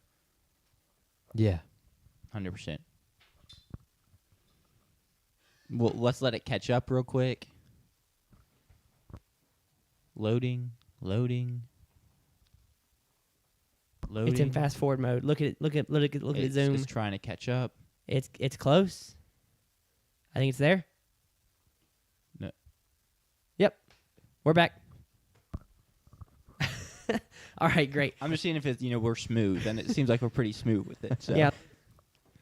Yeah, we're great. Oh, Okay. yeah, we're sorry. chilling. Sorry. Looks good to JP. me. No Looks great. motion Find your blur. role again. No motion blur. Sonny Man. Styles is the pick for the Commanders. Sure. Jack is in no disagreement there. Like you said, it's a top 3 from a physical trait perspective in this draft, and they have a huge need, I think, at linebacker with Bobby Wagner. Sonny Styles can immediately be the green dot for them, be a huge tackler, be a leader of this defense, and maybe save Dan Quinn's job this coming season as he potentially is on the hot seat. We ride to the Bayou with the New Orleans Saints and my New Orleans Saints. And again, like I said earlier with the Tennessee Titans, run to the podium. The Saints have needed another playmaker alongside Chris Olave since his second season in the league, and we have never found it. Kellen Moore can go get his Saquon Barkley and then some with Love's receiving upside, a guy who scouts believe this guy could be a wide receiver 1 in the league as a potential upside. Why running back? Well, the Saints last year had the 5th least rushing yards. They were tied second for the least rushing touchdowns with 9. Second worst yards Shout per out 9. attempt, 3.7. Alvin Kamara, their lead running back, is 31. And their longest rush of the season was 34 yards by Tyler Shuck. Shout out Tyler Shuck. Unideal. They also had, and they were the only team in the NFL to have 0 games with a 100-yard rusher last year. So get the guy who will have 12 of them next year for the New Orleans Saints, Jeremiah Love. Please, draft Jeremiah Love. All Chiefs fans everywhere just fell to their knees. And I could not be happier. Sure. That is kind of ideal that y'all get to rob the Chiefs of this right before. That's the problem, though. I think I mentioned it already on the show that there's an enormous amount of pressure on that pick because if we don't draft Jeremiah Love, Does Roger Goodell rig it? that could be a He potential just says a argument. different name. Yeah. Like y'all pick Love and he just gets up there and says, Makai Lemon. yeah, y'all picked Makai Lemon. Because y'all can't prove it, right? Well, yeah, I think you can prove it with I the don't- card that we turned in. But He can Because switch also the cards out. There's video. That's a good there's- mystery, a crime movie right there. I'm on that. Okay. Let me go bet. to AI. Yeah. I'm making a 2-hour full-length movie with AI. there you go. Yeah, there'd be video footage of them in the. For sure, 'cause, for you know, sure. they do the thing We don't have to do a deep dive into this. we got our guy, and it's a video of them selecting Jeremiah Love and making the call. Yep. I love Love, man. Can't wait to have you here. All right. Continue. I Jeremiah do love Love. Love. And the Chiefs at 9. Well, the Chiefs sadly missed out on Jeremiah Love by just 1 pick. Should Wow. have traded us Mahomes for the number 8 overall pick. I would take that deal personally. I don't know. Could y'all handle his contract with your current cap structure? We'll make it work. They're doing the same Just thing. cut We'll everybody else on the roster. We'll just do the same thing. He's shown with- he doesn't need an offensive line, so Mi- we'll just start throwing those to the side. those Mickey Loomis contracts. has done that thing for 10 years. He can continue to do it with Mahomes' contract. For the Kansas City Chiefs, missing out on that pick. Now I think the debate, I do think I will be shocked if Jeremiah Love is still sitting there at 9 for Kansas City. I'll go ahead and say that after the combine. as this is our post combine mock draft.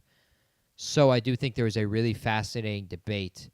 One debate that even First Things First had today on their show, which is rare because, last week they were talking about whether or not the San Francisco 49ers would go over 10.5 wins next year. Of course, big talking point of the year right now.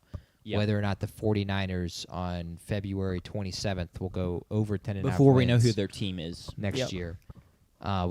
We know who they're playing at least, I guess. Huge. But for the Chiefs, they did have this debate, and I do think it's a fascinating debate between offensive line, pass rusher, and then wide receiver. I went with wide receiver, and here's why. In the TikTok form, just 3 wide receivers are under contract next season for the Kansas City Chiefs. One of those receivers is Rashee Rice, and he's potentially facing another long-term suspension. Or Kansas City may just cut him straight up. I've heard that from some Kansas City writers. They want to potentially cut him to get rid of the distraction, as he has yet another legal issue, this one completely unrelated from his car crash that he drove away from. In the franchise's eyes, I do believe that this is a once-in-a-lifetime opportunity, or I guess a once-in-a-Mahomes-era opportunity to draft a top 10 receiver talent. So go ahead and take it. Don't take the offensive lineman. Take the guy who's going to be the guy for Mahomes for the rest of Mahomes' career, you would hope. And their leading receiver last year was a 36-year-old Kelsey, who has yet to say that he's returning to the roster officially. Mahomes also had a dropped pass percentage of 5.7%, which was the 6th highest in the league. He's dealt with drop issues with his receivers many years of his career in Kansas City. And so for me, their debate is between Jordan Tyson and Mekhi Lemon, with the 2 receivers that are available right now. And I'm going to go with Mekhi Lemon. I think he's the better fit for Kansas City. I think he can immediately slide into the slot. If you keep, Xavier Worthy can be your fire burner on the outside. If Rashee Rice is going to play, he gets to be a guy who can line up on the outside as well. But I think you need a guy who, one, is going to be healthy, and that is one thing Mekhi Lemon has over Jordan Tyson. And 2, I think you need a volume guy. If Kelsey's gone next year, and even if he plays one more year, you need the guy who is going to be the next guy you rely on third down. And I think Mekhi Lemon is that. He's going to be a big volume guy. He catches everything that's thrown his way.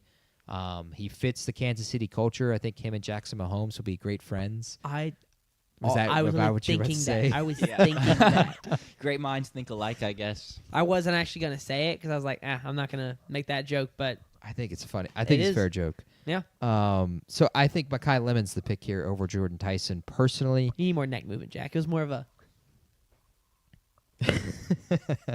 I'm working on it. By draft night, I'll be able to we'll have it locked in. celebrate the pick. Whenever I need Goodell when he gets up there to read Mekhi Lemon's name, whoever drafts him, he needs to get up to the podium and be like, and with the number 11 pick in the NFL draft, the Miami Dolphins draft Mekhi Lemon, and just do the thing back and forth, please. are any arguments with that? I know No. Jack is not sold on Mekhi Lemon. No, I'm actually he's my guy. Oh, okay. This was a tough weekend for me. He is my wide receiver 1 in this class. So Yeah. this puts me in a tough spot. Given all the bad publicity he got this past week, I think it's a great pick for the. I like this. I mean, I agree. In my first mock draft that I did, I believe like halfway through the season, I had the Chiefs going offensive line because I don't like their offensive tackle pair. I do. Was it one of them now gone? No, Juwan Taylor's still there. Did they? move Juwan Taylor Taylor was released. Oh, it was excuse me. earlier today. Okay, cool. I have not been on Twitter today. I had other important things interview, but There's plenty of reason for an offensive lineman. Mahomes, Exactly. The biggest one I think that comes to mind for me is just Mahomes has lost 2 Super Bowls because of bad offensive line play. He's also coming off an ACL tear. Last year he was hit 69 times, which was the 3rd most in the NFL. He tied the least pocket time in the NFL at 2.2 seconds. That was tied with Aaron Rodgers. Now, Rodgers had it because he was throwing the ball away immediately. Yeah. Mahomes had it because he was pressured, and he was also being forced to throw the ball away immediately. Rodgers just decides to throw the ball away immediately. Mahomes also scrambled the second most behind Drake May with 52 scrambles, and that's because they could not run the football, which is why, a guy like Jeremiah Love is such a huge need. But an offensive lineman, especially when the two best offensive linemen, you would kind of say that they are more so run blockers than they are pass protectors in Francis Mauigoa and Spencer Fano. And even if you got to like the guards in Ioane out of Penn State, he's a run blocking machine. You'll hear his name here in a little bit. I do think there's a really fascinating debate, but I think the franchise is going to feel like this is a once in a Mahomes era opportunity to get a top 10 playmaker, because I don't think they expect to be out of the playoffs, and especially not the top 10 ever again. Go ahead and take one. Yeah, Yep. I agree. I love it. Last week I had them trade up and draft Jordan Tyson, who was my wide receiver one at the time. So I do agree wide receiver is the move, and you got it a little bit differently, but I like the decision to go wide receiver. That moves us on to the Cincinnati Bengals, and for the Cincinnati Bengals, they need defense massively. There is a little bit of need potentially maybe on the offensive line. Some people will even mock offensive linemen to the Cincinnati Bengals. I don't hate it necessarily, but I do think they have to go defense. If there was a team just behind your Commanders, it was the Cincinnati Bengals last year. They had the most missed tackles in the league.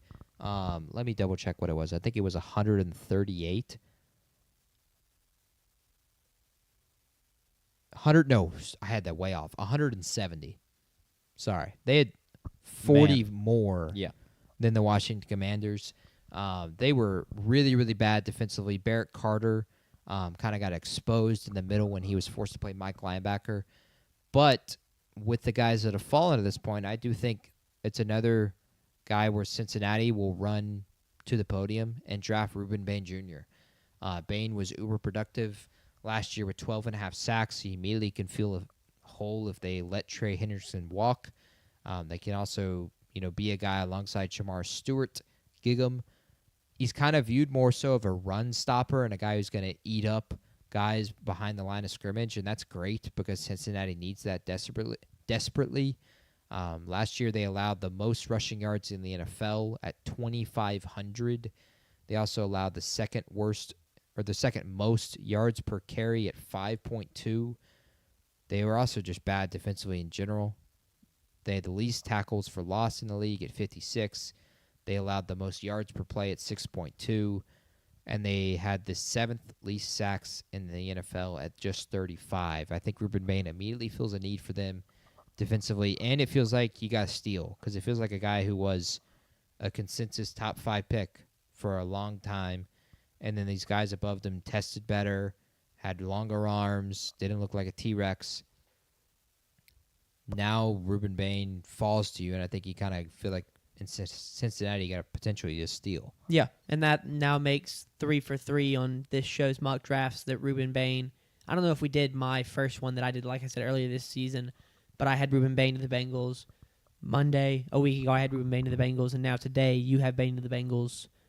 I'll be interested to see if Jack can make it 3 for 3 in the last 3 weeks and 4 for 4 total. Come back next Monday to find out. Come back next Monday to find out. My other question is, JP, do you agree? Me and Jack have a theory that as Ruben Bain rushes off the edge, he actually roars like a T-Rex as intimidation. Wasn't there a clip of him?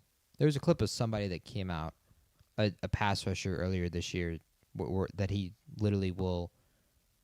Maybe it was Myles Garrett that he yells "Watch out" to the quarterback as No, he's about to sack him. Oh, it was Garrett because he did the Euro step. No, not the Euro step. There was a guy who's like, "Watch out," whoever the quarterback's name, as he was just about to sack him. I thought that was the tackle. I thought it was the offensive tackle that did it because he got There's a beat video so of Myles bad. Garrett. Myles Maybe it Garrett was beats an the guy, offensive and tackle. he yells, "Run!" And I don't remember what. Run, That's Jordan, what it run. was. That's what Yeah, it it was. was run, Jordan, run. Because, because As Myles Garrett just fries him off the edge. It was the Packers. It's just such a good clip. Garrett beat a Packers offensive tackle, and was that the Euro step that he did? Maybe I'm No, mixing it wasn't. my But his Garrett. Euro step Mixing clips Myles are- Garrett. There's are too many awesome. Myles Garrett highlights out there. I do think Ruben Bain could be one of those guys that would do that. He's a great trash talker. He showed up to the combine with no fresh cut. He did not participate much of the drills. He's a guy who really believes in himself. and the stuff Sure. that he put on tape this past year, and he believes he could potentially show it. We'll see if he shows it in a Bengals uniform because that's where he's going. This is the draft right here, guys. You're watching the live stream, live. We got early access. In living color. I have all the answers, and at 11, I have the answer for the Miami Dolphins, and that is Gerard McCoy. I think this might be one of more of the shockers for some people at this point in the draft. People would be like, why aren't you taking Mansour Delane? That makes no sense.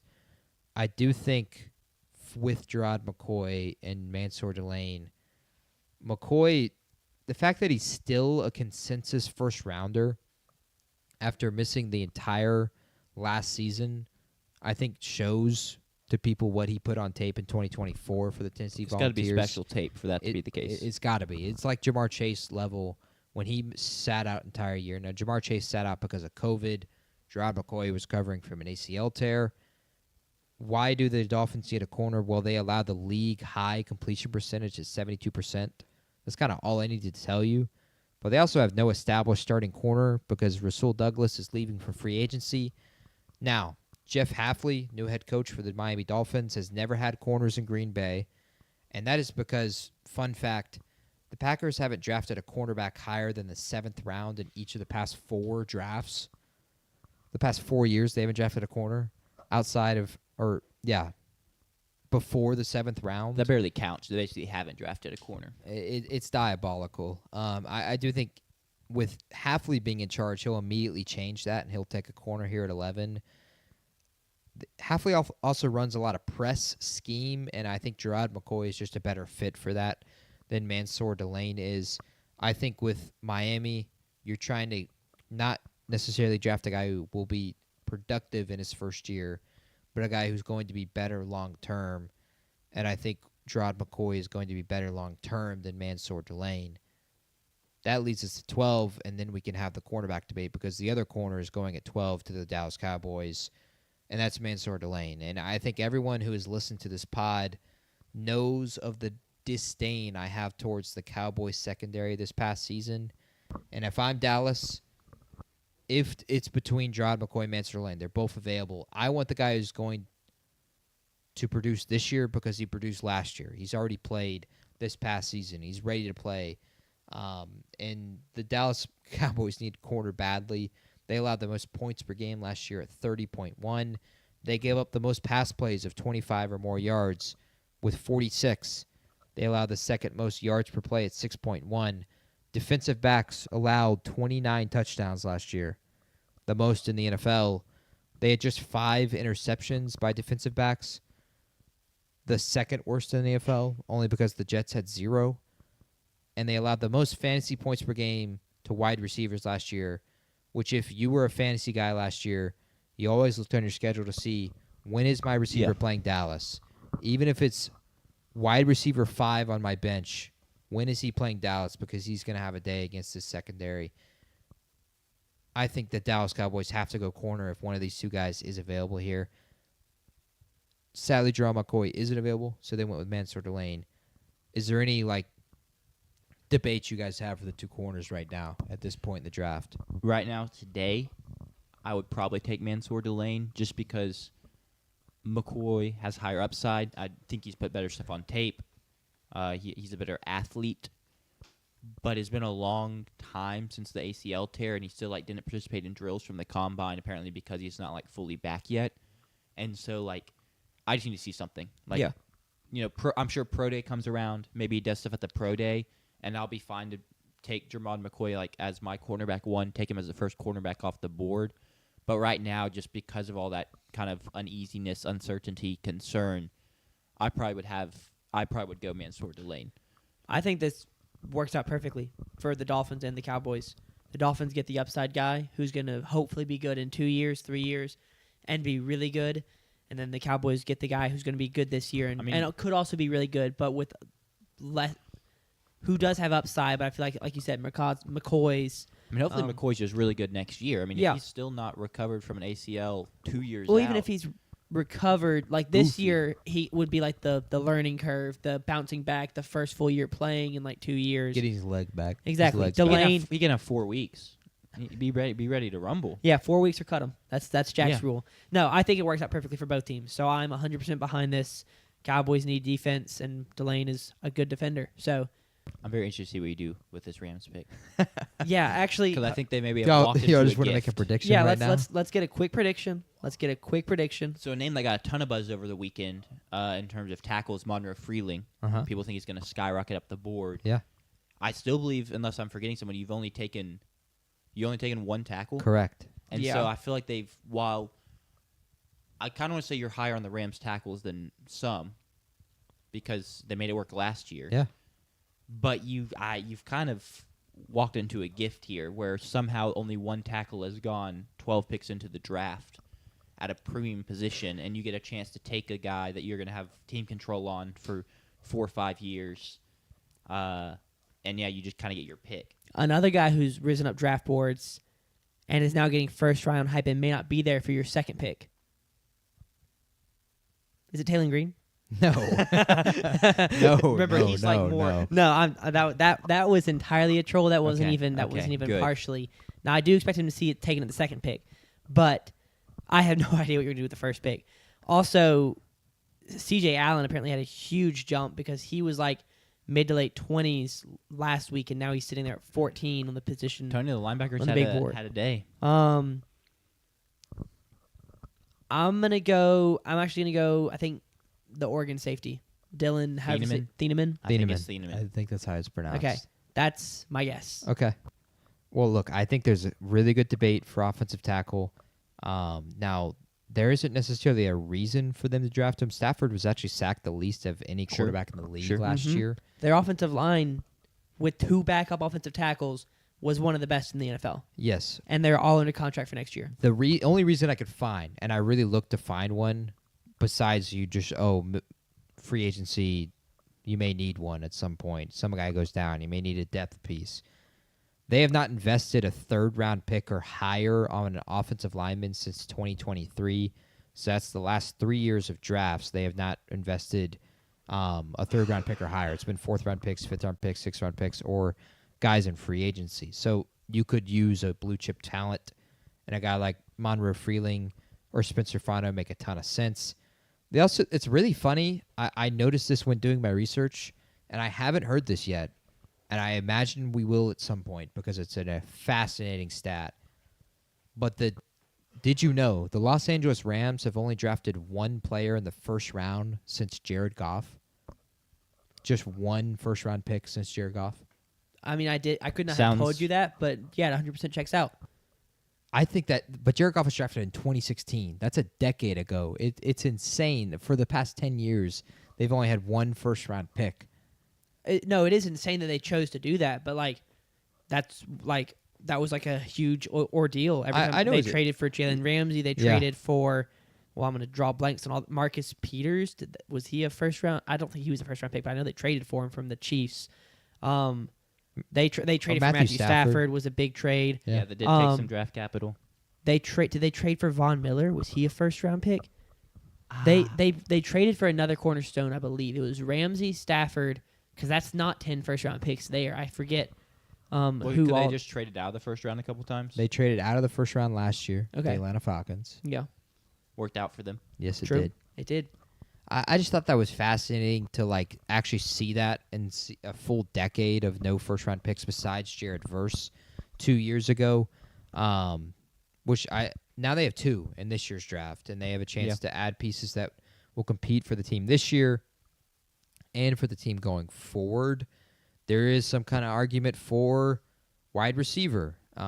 Specifically, Devontae Adams said, "Whenever you stop, I'm done," when talking about Stafford's retirement for when he will retire, meaning those are a package deal. They're gone when they're gone. Puka Nacua also this year is going to get an extension. He'll be the highest paid wide receiver, more than likely this offseason. He gets the extension because he's in the final year of his rookie contract, and he doesn't have the fifth-year option because he wasn't a first-round pick. Then also there's corner, and they have huge need at corner. There's kind of been a hot topic on this show. I do think it would be absolutely brutal for them if the prior 2 picks were consensus best defensive backs off the board It hurts. with Mansour Delane and Gerard McCoy. The 2 picks before them, but they need defensive back. They don't believe in the combine, which kind of goes against the pick I'm going to make. They don't believe in the combine because they rarely go to the combine. They were not at the combine this year, Sean McVay and their GM as well. And they don't believe in first-round picks, as I showed. I think they go with the combine standout, though, Dylan Thieneman, the safety out of Oregon. Big Called it. snipe. Big snipe. Is the pick. I do think corner is like still such a need, and he's not going to play corner for them. But Cam Curl is a free agent, and I do think they have a chance to potentially replace him at free safety with Thieneman with the way that he produced this past year. Why do they need defensive back? Well, they allowed the 6th most fantasy points per game to wide receivers last year. They allowed the most yards through the air in the NFL last year at 2,700. Sadly, Emmanuel Forbes was tied 12th in touchdowns allowed by cornerbacks. He allowed 6 touchdowns as a corner last year. Only second year. Only year 2. And yes, true. And in the biggest game of the season, against a guy who will potentially be the highest paid receiver in the NFL this offseason, Jackson Smith and Jigba went for 10 catches, 153 yards, and a touchdown. They could not stop him. And so I don't think they can go away from secondary, even if the 2 picks prior were defensive backs. I don't think the value's there for Avion Terrell. I'll take the guy who stood out at the combine, Dylan Thieneman, as my pick for the Rams here at 13. Yeah, and I mean, if they need cornerback help, one just hit the market today. Lattimore's looking for another team. This is true. So Yeah. He's a future Saint. Quick stroll down memory lane. I got through 2 years of my jaw dropped, so I stopped, and we're going to work through this together. They traded 2016 and 2017 to go up and get Goff at 4, I believe. Yes. 4. And then they traded their 2018 pick for a wide receiver. Do y'all have any idea who it was? He's a Saints legend. Oh, Saints legend. Yes. Brandon Cooks. Yes. They traded a first-round pick for Brandon Cooks. They traded out in 2019 with the Atlanta Falcons. Fascinating. They traded for Jalen Ramsey, which cost them 2 first-round picks. And they traded for Matthew Stafford, which cost them 2 more first-round picks. And then in 2024, this list actually doesn't go that far, so I don't know what they did in 2024. And then in 2025, they traded out with the Atlanta Falcons again. 2024, they selected Yes, Jared Verse. they drafted Jared Yeah, Verse. So that was the their one first. season that they used their pick. But yeah, the Brandon Cooks one, I forgot about that. But yeah, a little stroll down memory lane for the Rams, Fleeced. and it worked. They won a Super Bowl with that team strategy. It's And really they're hard. right back in contention again. Exactly, a very different strategy, but yeah, here they are again. That moves us on to 14 and the Baltimore Ravens. And I think the Baltimore Ravens will take a wide receiver in Jordan Tyson. This is a top 10 wide receiver talent who is only going to fall in this draft because of his durability concerns. Dealt with injuries this past year. He's torn his ACL before in his college career. He had the broken collarbone that left him out of the playoff in Arizona State's playoff run. He was, held in check by Kelly Jones here in Starkville earlier this year. He had a few big catches in that game, but not as much as a top 10 wide receiver talent would normally have. I think he's worth the risk for Baltimore at 14 because they're already a team, if you take out last year at least, that can win with Lamar Jackson and really kind of whoever at weapons and Derrick Henry. Add Jordan Tyson, even if he only plays 12 games next year, I think those 12 games are really impactful for them. They need wide receiver desperately. Zay Flowers is in the final year of his rookie contract, and I think he's expecting a nice, healthy extension this offseason, like Puka Nacua, like JSN. He's improved his yardage numbers every single year for the Ravens. And out of wide receivers not named Zay Flowers, they had just 735 total receiving yards, meaning that Zay Flowers had 62% of their wide receiver receiving yards last year for the team. Anything more than 50% is pretty crazy, unless it's a season like JSN had last year where he has nearly 1,700 receiving yards. So I do think wide receivers the need here. I could see a defensive lineman for them, especially with Jesse Minter and the defensive coach coming over from the Los Angeles Chargers. But you have Lamar Jackson. This would be the third time they've selected a wide receiver in the first round with Lamar. Rashad Bateman, Zay Flowers, and now Jordan Tyson. One of them has hit. One of them has not. Rashad Bateman's still on the roster, though. I think Jordan Tyson's the pick here at 14 for the Ravens. Love it. He would look sick as a Raven, too. As do I. I'm very excited. I hope that he does everything come pro day because I want to see him test because I think it'll go well, and I like him a lot. So I hope that that goes well. Yeah, I do, too. I really liked him coming into the year. I was really scared of what he might do here in Starkville. So much to, I was just shocked, utterly shocked in the first half when Coleman Hutzler is literally playing one-on-one man against him. Yeah. And we were just getting away with it. Yeah. Sam Levitt stock dropping. LSU going to be bad next year, maybe. No, because they have a D3 quarterback who's this going to is come true. in when he's bad. So now, is Sam Levitt going to be bad? Wouldn't be surprised. Is this They don't even D2, need the D3 guy? What? They don't even need the D3 guy. Oh, he's on Longstreet. They got options. This is true. Lane Kiffin's just offensive scheme is almost QB proof. No, you it go is. find one of the wide receivers would be like, "Yeah, I got you," and they Yep. go win the Heisman. Yep. Let's move on to the Tampa Bay Buccaneers. And for the Tampa Bay Buccaneers, I have them going with the linebacker, C.J. Allen. I don't think C.J. Allen is going to be viewed as a sexy pick, one might say.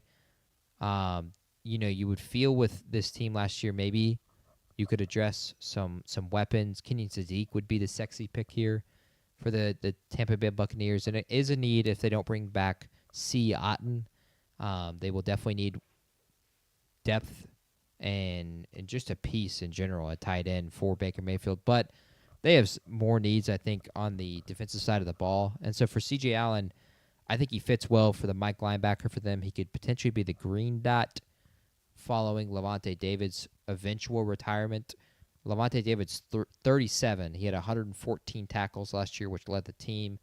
They allowed the 12th most points per game, the 13th most yards per game, and they were really bad in the passing game, which makes they could be a potential landing spot for Gerard McCoy or Mansour Delane. They allowed the 6th most passing yards and the 5th most yards after catch.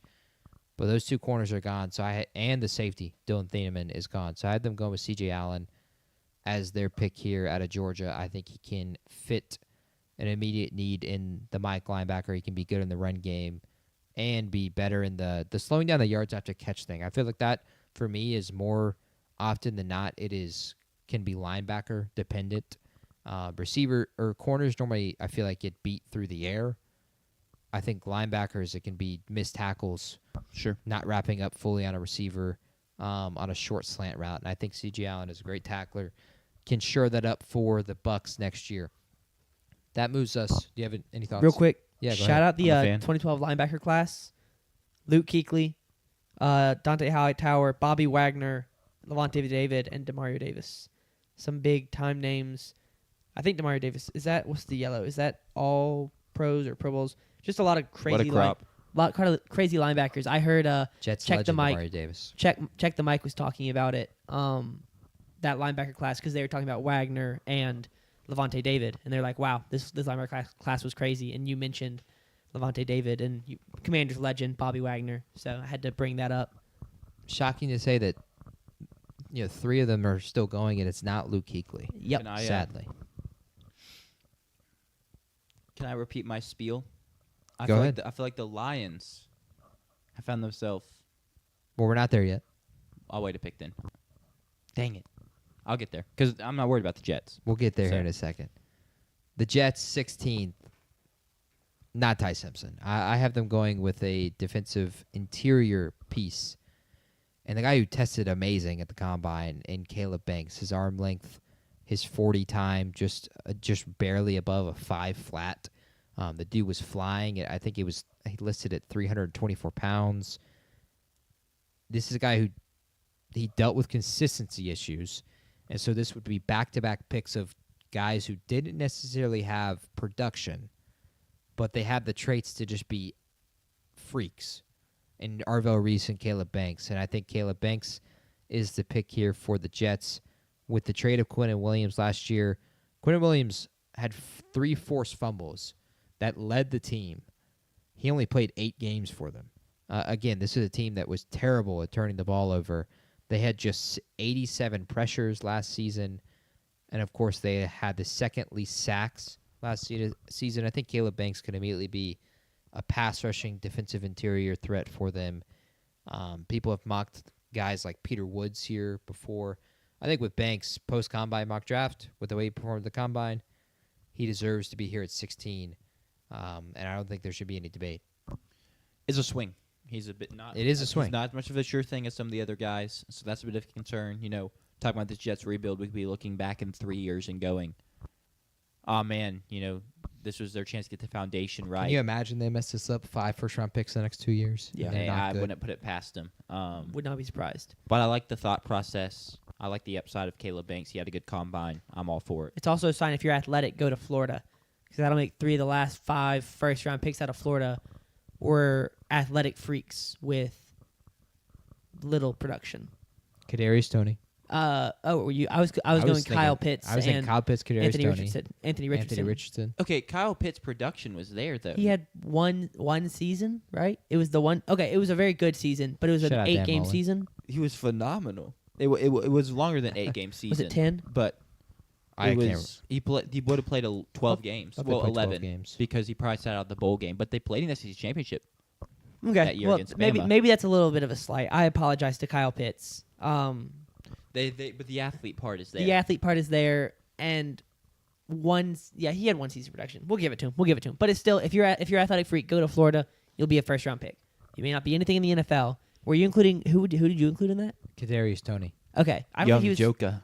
was he a first-round pick? I don't didn't think go- he was a first-round pick. I but don't think I went back far enough. He was a speed demon. He was 20th overall in 2021. Okay, there you go. 20th. Giants, right? Yep. Yeah. Shout out to Giants You fan. can count speed as athletic freak. I would say if you're fast enough. He was twitchy. So He just couldn't catch He's the very football. Zachariah He Branchy. just- yeah. I'm now going to repeat my spiel. And Yeah, go that's- ahead. The Lions have been given an unbelievable gift. The fact that there's only 1 tackle off the board currently. Position they need help in. They just never in a million years thought they'd be in this position to get a guy like Monroe Freeling, Spencer Fano, someone like that at this spot. They probably aren't even running to the podium because they probably fainted, honestly, on the way. So they're like crawling. They're like trying to get their wits back about them. But yeah, what a joy this would be for Lions fans. Any disagreements, Sanders? no. That's the pick. Monroe Freeling is the pick for me. I Got it thought right on the second he try. had a really good combine, and that's no slight to Spencer Fano because outside of his arm length, he had a really excellent combine. Yeah. Freeling was the tallest at 6'7", had the longest arms at 34 3/4 inches, and had the largest wingspan at 84.5 inches of offensive tackles or offensive linemen, I should say, in this coming draft. So he was, like I said, longest, largest, tallest. He's the biggest dude. He also ran a 4.93 in the 40. Would you say he's the biggest, the largest? I could say Yeah. that. You could. I think he might fit that in the Lions' MO as well. It further emphasized that in a class that features other tackles with like below prototypical measurements, that Freeling has all the physical tools to go extremely high. Like he's going to be mocked even higher than this for some people. He'll end up in I- top 10s of mocks in some places. I imagine we'll see a mock where he's sitting there for the Giants at 5 or the Browns at 6. I haven't fallen down here to 17, and that's more so. I think it's just I like a lot of the fits for other players above them, and Sure. I couldn't find the fit necessarily for offensive linemen quite yet because I thought there were more glaring holes. And I will even say with the Lions, it's not necessarily the biggest need. I do think there is some need at edge rusher to pair with Aiden Hutchinson. Of course, corner, with the injuries they dealt with and the lack of production they've had for 2 straight years. Their defense is holding them back from being in, Super Bowl contention, allowing Jaden Daniels to just cook them in the first round and then just not being able to make the postseason and finishing 4th in the division. But Dan Campbell predicates himself on toughness, physicality, all of those things. Sure. And I do think they have a need at offensive tackle. He may not play all the time next year, although I think Monroe can play at left guard to a degree. I would just slide Taylor Decker in to left guard. Taylor Decker is considered retirement this offseason, but he's going to come back and he will turn 33 and consider retirement next year. Their center, Graham Glasnow, has considered retirement. He's going to turn 34 and consider retirement again after this year. Did he get released? I think you're thinking of a different offensive lineman who got Keep released it going then. by them, I'm pretty sure. So, Spencer Fano might make a little bit more sense here, but I thought Monroe Yeah, Freeling they- had... Okay. They did release him. Okay, today. well, Graham Glasnow isn't even on the roster anymore. So, maybe Spencer Fano's the better fit here. Spencer Fano reportedly took center drills, snapping drills at the Combine, meaning some scouts and teams want him to potentially play on the interior of the offensive line and be a potential center in the future. But I think with Taylor Decker, your left tackle, turning 33, Yeah. already consider retirement, you take the potential next franchise left tackle and Monroe Freeling and figure out the rest later. They allowed the 15th most sacks in the NFL, so it's right in the middle of the pack at 39. But here's the crazy stat. Jared Goff was hit more than any quarterback in the NFL last year, 76 times. Wow. Meaning he was getting the ball out just in time, but he was being hit because his pass protection wasn't good enough. They also allowed the 4th most pressures last year with 152. I do think offensive line is the better pick here because, like I said earlier, I do think this is a deep edge rusher group, and I think you can find one of those guys in the second round that can be an impact guy. Yep. They already did that last year. I forgot his name, but he's a three-word name who had 11.5 sacks for them last year. I think Muhammad is his last Gotcha. name I of the don't- names. I'm blinking. So I would say Monroe Freeling is the fit here, and he had an excellent combine. Yeah. Any debates there? Nope. No, I think he's. I he's do tac- think Fano is a better fit, but Sure. I think you make the argument for Freeling. I love offensive line here, and then I love Freeling because it's like you just talked about all the impressive physical traits, and almost every offensive lineman left at this point every offensive lineman left has negatives. There's maybe some things you look at on tape and you're like, I don't really like that. So since everyone has question marks, why not just take the most physically gifted one that doesn't have like a plethora of question marks? It's not like, he has twice as many question marks as everyone else. So it's like, everyone's got question marks. Let's just take the highest upside guy then probably. Yeah, Freeling's question mark is the lack of starts. He has only started 18 games, which for a guy who's getting drafted as a offensive lineman in the first round, that's pretty low. Yeah. Historically, a lot of time you start by your sophomore year or your freshman year. A lot of guys will start as a freshman sometimes, these big freaks. He's only started 18 games for the Georgia Bulldogs, so lack of reps is kind of the knock on Freeling. Jack, would you say that logic of, everyone's got question marks, so take the athletically gifted guy, does that apply to quarterback as well, in your opinion? No, I wouldn't do it when it applies to quarterback because I don't have question marks about Taylor Green as well. I have knowledge that he is not good at playing quarterback Oh, okay. and has bad mechanical issues still, despite spending 5 years in college. We'll make a bet later. Okay. We got to cook up a bet. I do think there needs to be some kind of bet because I'm I'm just thinking about what kind of moment it would be if Taylor Green is drafted in the first round. The mic may get spiked. Like it may Fair, just be- valid. and then I'm out. Can we get you a fake mic so you don't break the real mic? We got backup mics. Yeah. I'll bring one. I with a little surely clip got out. one backup I mic. maybe we. I don't. I know, we have I've got one. We mics. have one backup mic. We have one backup mic. You're Okay, right. so we're chilling. Perfect. Cool. Yeah, we'll have the backup spare mic ready to go. And what are you gonna do if the Commanders take a pick you don't like and you spike it? Then we can. Well, really I got won't spike it for that because it'll be more just sadness, probably. Okay. Sinking into his Um, chair. My bet was gonna be more that Taylor Green gets a second contract with the team that drafts him, Oh, okay. not necessarily the first C- round pick. Commanders really can't make a bad pick, which they can, but it's really hard for them to because when there's so many holes on the roster, Just like the Jets and the Browns, baby. You can't miss. I can talk myself into almost anything as long as they don't like pick someone that's like like Avion Terrell. Hey. They'd be like, what the hell? Kicker's a need. It is. Y'all It's do a need big need. kicker. Do you want to roll on to Keep going. Keep going. the Yeah. team The quarterbacked by 9? Shout out 9. Possibly. Minnesota Vikings, the other NFC North team, who finished in front of the Detroit Lions with the same record as 9-8. Excuse me. Shout out 9, by the way. 9 wins for 9. Although he didn't win all 9 games. I think there's a glaring hole for this defense for them, and that's at the defensive back position. And so I have them going with the corner Avion Terrell out of Clemson. Go Tigers. Just 8 interceptions last year for a defense that was a top 6 defense in the NFL. They did allow just 15 passing touchdowns, but the 8 interceptions, the lack of turnovers is kind of a problem for me, especially with the defensive back group. Harrison Smith is also likely to retire. Dylan Thieneman is a really popular pick here right now, but he's long gone at this point. Harrison Smith is already wore his jersey, or people were wearing his jersey to the last Vikings game last year, basically symbolizing this is his last Vikings game. The Vikings had just 5 draft picks last season, and they did not use one on a defender until the 5th round.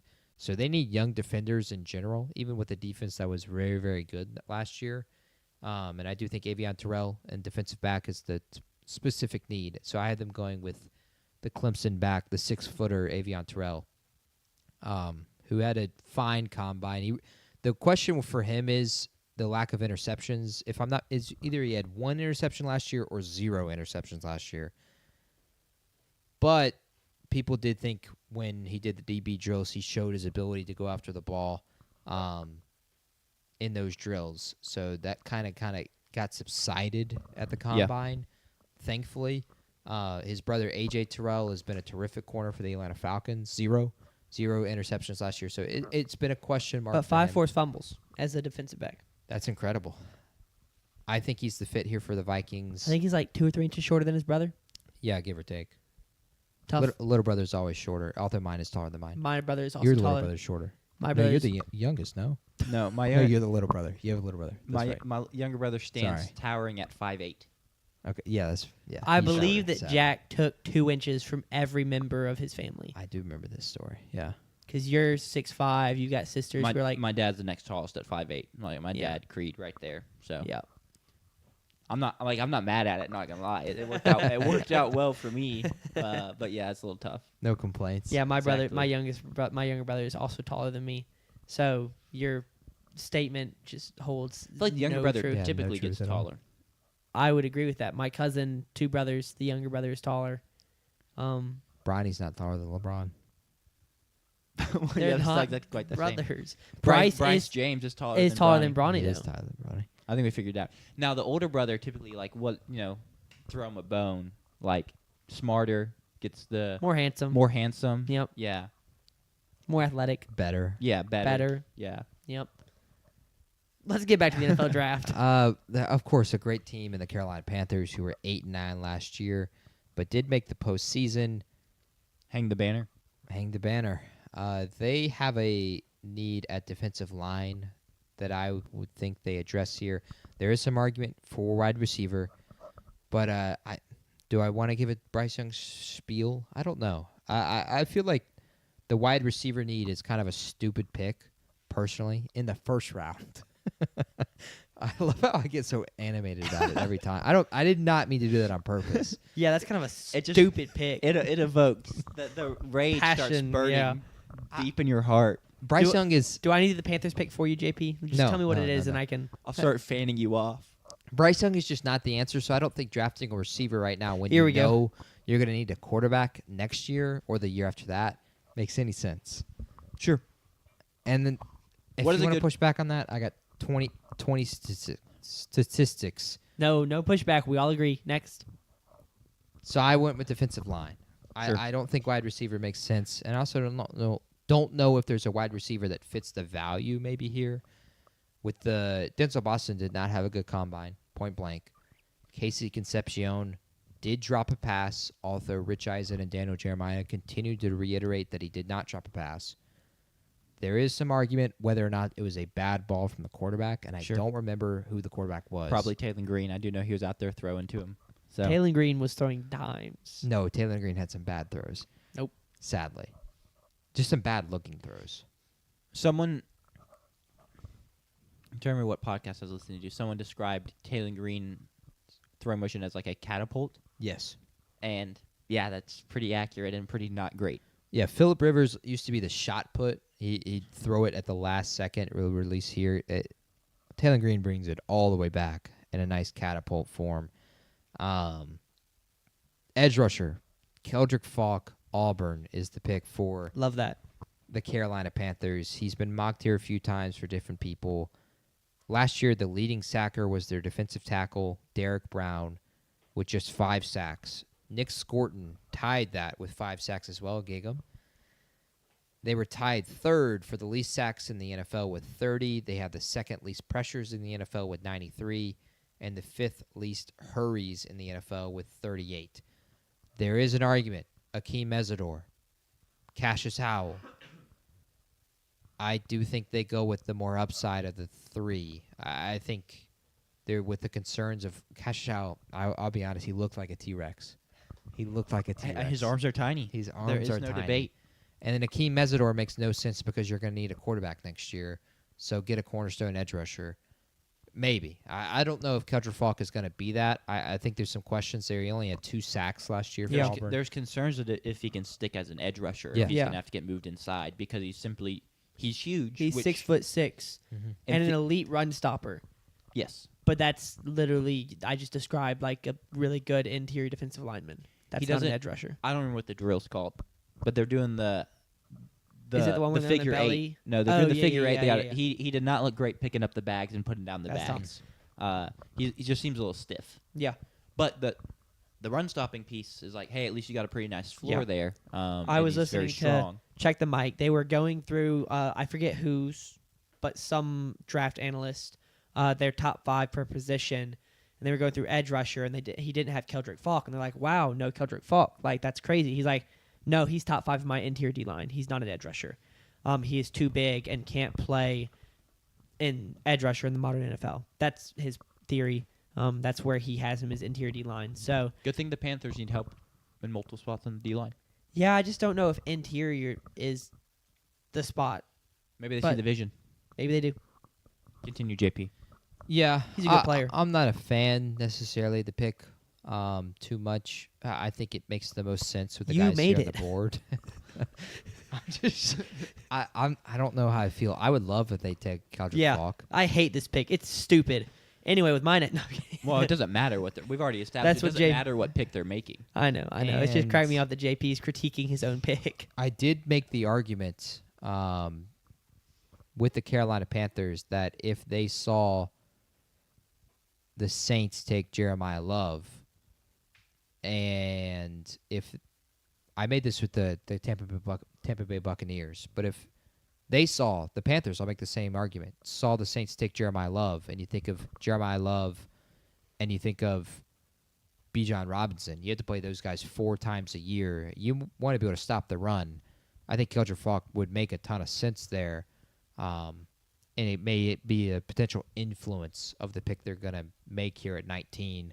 What more specifically the Saints do, but maybe even the Tampa Bay Buccaneers if they were to take Jadarian Price at 15 for no reason whatsoever. Yeah. Because they have the great Bucky Irving, Oregon Duck legend.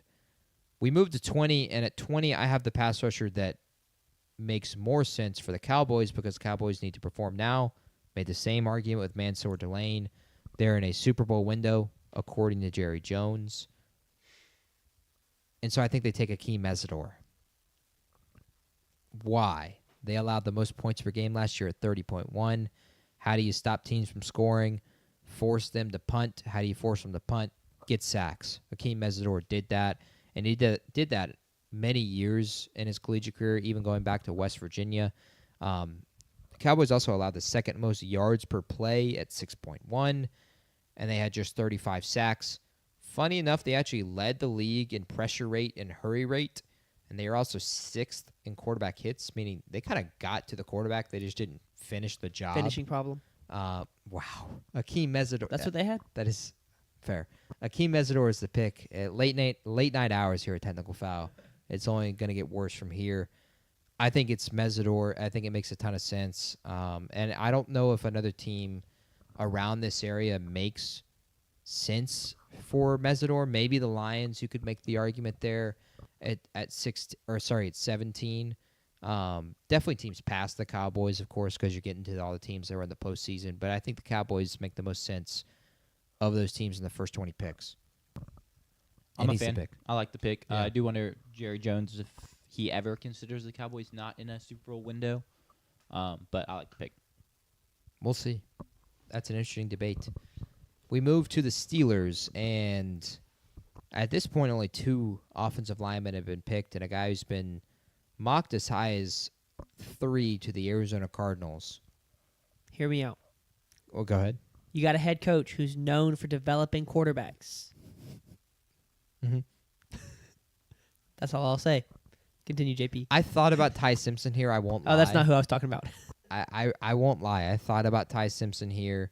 The Steelers have a need there. Aaron Rodgers will be 43 if he returns. They also had the 5th least yards per completion at 10. And Rodgers threw for just 207 yards per game. So even if he does return, there's questions there. I thought about receiver. They had just 47.2% of their receiving come from receivers. That was the lowest in the NFL. They also have only 3 receivers on the roster. DK Metcalf, Roman Wilson, and Ben Skoranek. Elite receiving core. They need receivers desperately. Yeah, that's bad. That sounds like the Commanders' wide receiver room right now. Yeah. It does. Or the Chiefs. Like a lot of teams, yeah. Or the Saints. Kind of sounds like the Saints receiving room. Or the Chargers. Chris Olave, DK Metcalf. Do Yeah. you think the Saints Turns have out there's elite a lot of wide receivers? receiver, Sure. a lot of wide receivers out there that suck. Yeah, sadly. For the Steelers, they're in a win now mode. Why are they? No one knows. Don't ask us Correct. because we don't know. And so I think any time spent on having the debate on whether or not they should do this makes no sense because they're going to do it anyway. They brought in Mike McCarthy instead of a project head coach. They are going to bring back Aaron Rodgers, and I think we'll find out in the coming weeks that he will be a Pittsburgh Steeler next year. And so they're not going to draft Ty Simpson, guys. They're not going to draft some kind of project receiver, especially. They might draft receiver here, and I'd be fine with it. But I think they're just going to build on things that they want to be good at next year, and that is be better defensively. So if a defensive back is here, they were not great through the air last year, but there isn't really one here. We've already seen the 2 top ones be drafted, including Avion Terrell, so top 3. So I'm going with Spencer Fano, a guy who's been mocked as high as 3. He had short arms at the combine. He had short arms before the combine. He will have short arms after the combine. But he took snaps at center during the combine, did drills for that. So teams think he will move to the interior to some degree. And I don't disagree with it. The Steelers don't have a need at their tackle positions, but they will have a hole at left guard when Isaac Seumalo goes to free agency. And they weren't good at something that they needed to be good at with Aaron Rodgers last year, and that's running the football. Yeah. They had the 7th least rushing yards per game at just 103.3. They had the 14th least rushing yards per attempt at 4.3. This offensive line was good from a passing perspective, but was not great from a running perspective. And Spencer Fano fits the running. He's a great run blocker. I think he makes a ton of sense here, and he can build on this Pittsburgh Steelers offensive line. Think of the playoff game was going to be my final argument here. Think Sure. of the playoff game against the Houston Texans, where all of a sudden Aaron Rodgers is just getting eaten alive by the Houston Texans. You don't want that happening again. Get another piece on the offensive line because you're going to be in the same spot. Like Yeah. I do think the Steelers feel like they might win the division again next year and host a playoff game, and that means hosting the Chargers and that defensive front. It means hosting the Houston Texans and that defensive front. Maybe the Broncos. Maybe the Browns with Shador Sanders. Yeah. You never know. I do think they would like to add a piece to the offensive line over the receivers that are available here. I agree. I'm for it.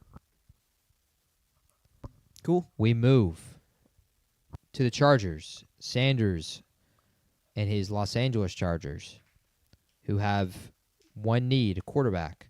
No, they have a huge need at interior offensive If Taylor Green line. gets drafted by the Chargers in the first round, I will buy. That puts you in a really I interesting should spot. ask. I will buy 10 Taylor Green jerseys I should have asked that as a follow-up question to.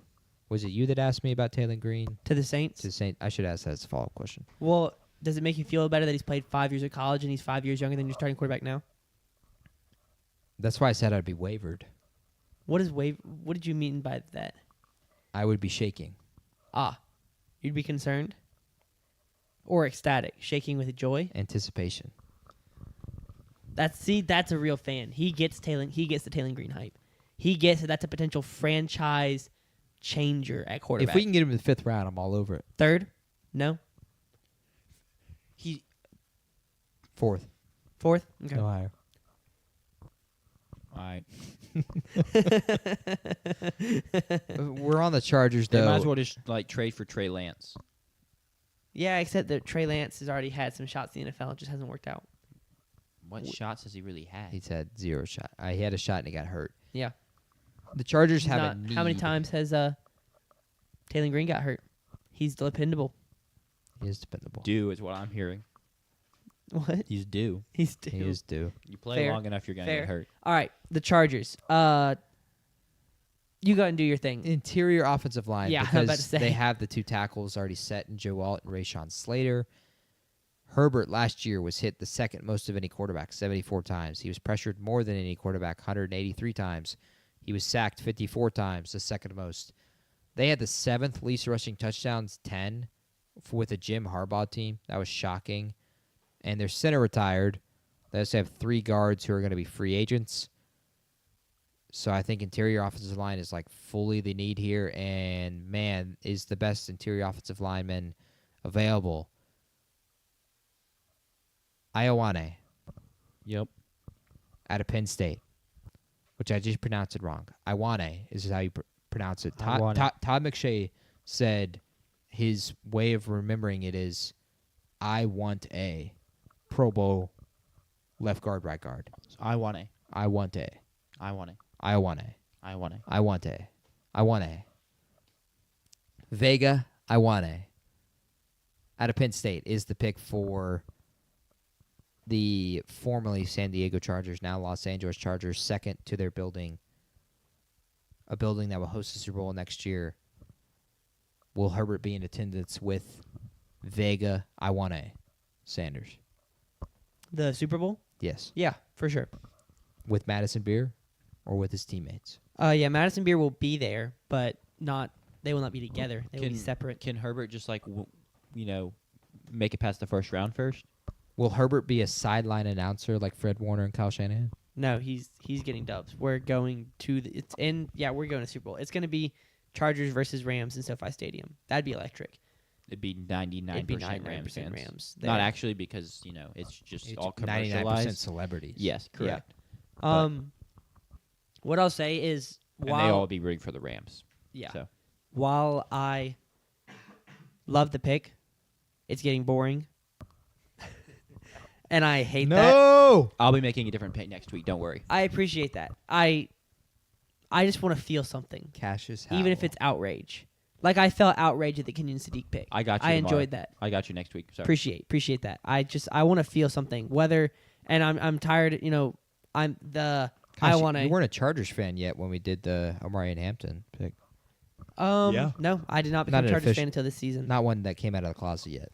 No, I was not a Chargers fan. So I am excited. This will be my first draft as a Chargers fan, but I feel like it feels like a pretty chalked draft currently. So yeah, I want to feel something as a Chargers fan. I'm tired of just being like, oh, there's I want A again. I like it. It's the right pick. I want to see it on draft night. But right now, I want to feel it's like that. I'm a drug addict. I've had enough. I want A, Okay. which sounds like a drug if you say it right. Yeah, sure. So now I'm ready for something else. You got to take it up the next level. Yep. And I feel like, I mean, what's a pick that would take it up the next level? Denzel Boston. That would hit like crack. In a bad way. I mean, it would be, an adrenaline rush for sure. You had 3 great receivers last year. Yeah, but one of them is in his 30s, Keenan Allen. 3 great. And but also, 3 good. about to 3 say, good. I would also push back on the 3 great. We had Quentin Johnston, who was really good for the You first had couple 3 weeks. guys that were over 600 receiving yards. I I think they might all have been over 700. Who's Cool. your favorite out of those 3 wide receivers? That's a really good question. I like Quentin Johnston's upside. I like Lad McConkey now, and I like Keenan Allen 5 years ago. What point does Quentin Johnston's upside just become no longer there? We're not there yet. Okay. Also, Next year? well, it depends on how he plays next year. He Whi- needs to be better next year than this year, but this year he was better than last year. Which Aggie would you hate the most being picked by the Chargers? Oh, that's a good question. How many? I mean, Cassius Howe, Casey Concepcion, y'all could make maybe the stunner of the draft. one of the offensive linemen. Take Chase Basantis. Yeah, here. that was who's I thinking of. Another guard who could end up going like second round, more likely. The draft rights to Marcel Reed. Yeah. I mean, you're gonna need those. Le'Veon Moss. It's a good one. Yeah. Former Texas A&M Aggie, Eli Stowers. That's a really good one. Nate Borkager. Wait, is it at this point? It has to be drafted here. At 22. Well then, yeah. Let me just Amari Amari Niblack's Niblack's not that bad. Amari Niblack at 22. There's an account that the whole season was like, Amari Niblack raced to 1,000 yards, and by like the 12th week, it was like he needs 963 yards to get to 1,000, or 963 yards to get to 1,000 yards. It was too good. I think that's my answer. Now, is it convenient that he's just the last player on the PFF big board, and that's how I came to that conclusion? Yes. Is actually the last player? Oh, no, On the A&M. Yeah. He might he's- be the last player on the board. Yeah, it may not go beyond 396. Yeah, I don't want the 396 ranked player at pick 23 or 22, personally. But you wanted to feel something. If that happened, I'd put the microphone through the television. I might try to put it through I the think you'd probably camera. just throw it at me. You'd be like, "Oh, he's an A&M fan," and just like I would just take it out on you. Exactly. Yeah. Let's get back to the show. Speaking of tight ends, Oh, the wow. Eagles have a glaring need at tight end. And Dallas Goedert's a free agent. Not only is he a free agent, he's unlikely to return next year. Yep. Even if he did, it would be his 3rd contract with the team, and he turns 32 next year. He did have a lot of production. He had 11 receiving touchdowns last year. Now, were they explosive receiving touchdowns? Hell no. I think it was either 4 or 5 of them were push passes from the 1 yard line or 2 yard line. They also have their tight end 2 and tight end 3, Grant Calcaterra and Kylan Granson, are both also free agents. So Jalen Hurts needs someone to throw the 1 yard shovel pass to. And who better than a guy who exploded on the scene, specifically at the combine? He's looked incredible his entire year or his entire career at Oregon. Kenyon Sadiq. I think he is going to be in a similar conversation of Iwane with Penn State, in that it Yeah. will become boring and how many times he will be mocked here at 23 to the Eagles. He's a guy who could go higher than this, and same with Iwane. Iwane's, a lot of people are saying he's like a top 7 guy in the draft. It's just because he's a guard. You don't want to take him that high. Kenyon Sadiq was incredible at the combine. One of the fastest tight ends, one of the fastest 40s ever from a tight end. And he is an athletic freak. He's not as tall and as big as Dallas Goedert, but he'll immediately become a shovel pass merchant for Jalen Hurts next year. And I think, is the perfect pick at this point for the Eagles. Their defense was really good last year. They've invested so many picks in the defense, and they don't need anything like on the defensive interior. I don't feel like they need necessarily a ton at edge rusher because they get so much out of Jalen Carter and Jordan Davis. Sure. And Ajomo, even, who had 4.5 sacks last year, that I don't think an edge rusher is necessarily a need. I will, though, make this argument, and this is the first one for the Eagles, and I'll make this argument a few more times, look at the Super Bowl champions, and the Eagles can go back and look at themselves 2 years ago. There were 18 teams this year who had their leading sack guy had single-digit sacks. The 2 past Super Bowl champions, same thing, and they had 4 or 5 guys that were 5 sacks or more. Yeah. And I think the Eagles might feel like, oh, let's try to do that again because we don't have Brandon Graham anymore. Let's get Cassius Howell. We don't have Josh Sweat anymore. Let's get Cassius Howell or TJ Parker or someone like that. There is some argument there. My only pushback on that, though, is it needs to be a guy who can play linebacker because Vic Fangio is a 3-4 guy, meaning he has off-the-ball linebackers that are your edge rushers like Jalen Phillips was last year for them. And so I don't think Cassius Howell is going to be a guy who's going to be able to drop in pass coverage. He can bat balls down at the line of scrimmage, but he's more of a true edge rusher than he is a guy who can drop into pass coverage. Arvell Reese might be a better fit here, but I don't think he gets to 23. I doubt it. Yeah, I mean, you can always hope. Who You was the can guy always last dream, year But that we What were guy? talking about? If he's here, he's the pick. Ashton Genty. That's right. yeah, We drafted Ashton Genty, I believe, Every team. 12 different places. every team got a taste. Yeah. It was it was a late night mock draft where every single team, it's like 3 minutes, 5 minutes of, all right, here's what we do. And then the last thing was, but if Ashton Genty's here, you got to go Ashton Genty. And then we'd move on to the next team. If we are doing a 2-round or 3-round mock, that'll be Elijah Surratt and Omar Cooper this year. Yep. Hey, Omar Cooper. I think has first risen. round, the answer, this year's Ashton Genty, I would say, is Caleb Downs.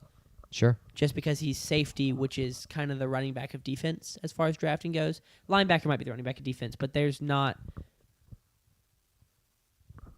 I think Caleb Downs would be this year's Ashton Genty. Who are the Browns taking at 24? The Browns at 24. I can't wait to see this, actually. Do y'all have any predictions? My bet, I guarantee you guys won't predict it. well, that feels like a challenge. Mm. That takes tackle off the You board. only get then, one I feel guess. like. Only gets One guess. Yeah, I feel like it takes offensive line off the board. Is it Ty Simpson, you think? No, I don't think so. Is it Taylor Green? I'm just gonna go Lomu. Lomu? I'm gonna go Cassius Howell. Because it lets him play across from Myles Garrett. If this is FIFA, yeah, you get like the synergy. Yeah. From same. Yeah, exactly, college, like exactly, you would same country. Exactly. You've already got wide receiver. You got Carnell Tate with your first pick. Because he said we won't guess it makes me think it's not offensive line, which is the big need. So I'm gonna go Cassius Howell, and then maybe it's Caden McDonald. But my theory is he's getting a defensive lineman to pair with Garrett, Okay. and I'm gonna go Cassius Howell.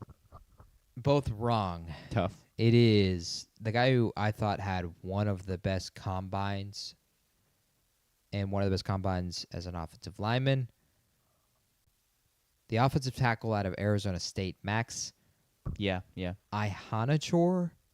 I still don't know how to pronounce his last Still name. scrolling. I don't think that's probably right, Still but scrolling. I love the attempt. There we go. He's 49. ranked 49th on the PFF big board. That's going to change. I feel like his nickname should just be the anchor. I like it. But it's a Because- chore at the end. It's Dang, I not can't. I anchor, can't read that. That sadly. hurts. And also some traumatic for state guys having to say a chore. yeah. Are you okay over there? Yeah, I'm fine. Okay. He's gonna go with a Max for me. Yeah, I'm good with Max. Yep. Cool. Makes sense. He had a great combine. For one, he measured great physically. 6'6", 321, a wingspan north of 83 inches. He continued to show his talents, his God-given ability with a 4.95 in the 40. He showed a lot of athleticism in the positional drills. This is a guy who he did not play high school football. Just played college ball at Arizona State. So he's very much a developing football player. But I do think with what he had at the combine, this is the post-combine mock draft, the Browns need an offensive lineman. They just traded for Titus Howard earlier today, and they plan to sign that guy to a 3-year, $66 million deal. They still need another tackle, though. I think he's the fit here. They need offensive line because they had 51 sacks last year. That was the 7th most in the league. They had the 6th least rushing yards in the league. They have 6 free agent offensive linemen, including 4 starters. And with Shador Sanders, who is, I think, the presumed starting quarterback next year for the Browns. Like, yeah. They had the league worst pressure rate. Shador Sanders was pressured 40% of his snaps. Pretty bad. Justin Herbert was the next closest at 29.8%, a 10% difference. One Smaller more. sample size. Some of that was probably on Sure. Shedeur as well. There was some. I'm just trying to, I'm trying to defend Justin Herbert in Okay. his historically bad season. I'm not trying to put Herbert with Shador. I'm just saying Shador was like, we all know Herbert was pressured a ton last year. Shador was pressured even more. He just didn't play a long enough season to end up having higher hits and pressures than Herbert. So I think offensive linemen, sadly, it looked like with the way this mock was going, hey, Fano might be here. Iwane might be here. Nope, they were drafted a few picks earlier. I think they'll go with the Arizona State offensive lineman, offensive tackle Max, who was here in Starkville earlier this year. Yep, I like it. New to football. I think he started playing football his senior year of high school, and then went JUCO. Found his way to Arizona State. So probably not the most polished, in terms of protecting Shedeur next season. There may be some hiccups, but realistically, they're not going to be good next year anyway. Yeah, but so like, the quarterback in 2027's got a cor- chance. Yeah, correct. Correct. When Arch Manning. exactly what I was going to say, when Arch Manning is starting for I the hope Cleveland we Browns. all hope Arch Manning. Yeah, I'd be ecstatic if he got drafted by the Browns. That'd be your His dream career come would be true. over. Yeah. Yeah. I'd probably do a little jig. I'd love to see that in our 2027 draft live show. Yeah. Do we know? Which we will air. Yeah, I'm about to say, be there. Three rounds that year, right? We're doing the first We first could, we all do 3 days. Yeah, all 3 days. I don't. We'll see. Depends on how big the show is. At that point, if we're on the moon by then, maybe. If we've got 1 million subscribers, we will do all 3 days. I promise. there's that the now. if we're problem. There's the nationally promise. broadcast on like Yeah, we may ESPN. just be on ESPN like Yeah. Kenny and the guys were Yeah. for the NBA draft. At that point, we may have our own simulcast. Yeah, I'm liking it. For the Chicago Bears at 25, I have them going with Peter Woods.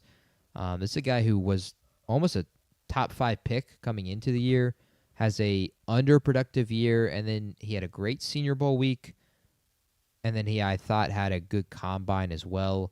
Now, he did not look as good as the guys above him, like Caleb Banks, but the Bears need defensive line help, especially with Grady Jarrett, who's going to be 33 next year, will play, likely going to retire, though.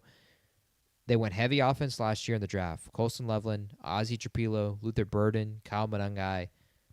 Their starting 4 is going to return, so they need depth. They also, I'm going to make the same argument. Look at the Super Bowl champions. Could use another guy who can get after the quarterback. They had just 4 guys last year with more than 3 sacks. Montez Sweat, state legend, one of them. They also allowed the 6th most rushing yards per game at 134. The 4th most rushing yards per attempt at 5. Just 35 sacks, 84 quarterback hits, and 66 TFLs. Those were all bottom 8 in the league, and they allowed the 4th most yards per game at 361.7, which the MO has been defense wins championships the past 2 years. And if the Bears are going to win one with Caleb Williams, they need help defensively.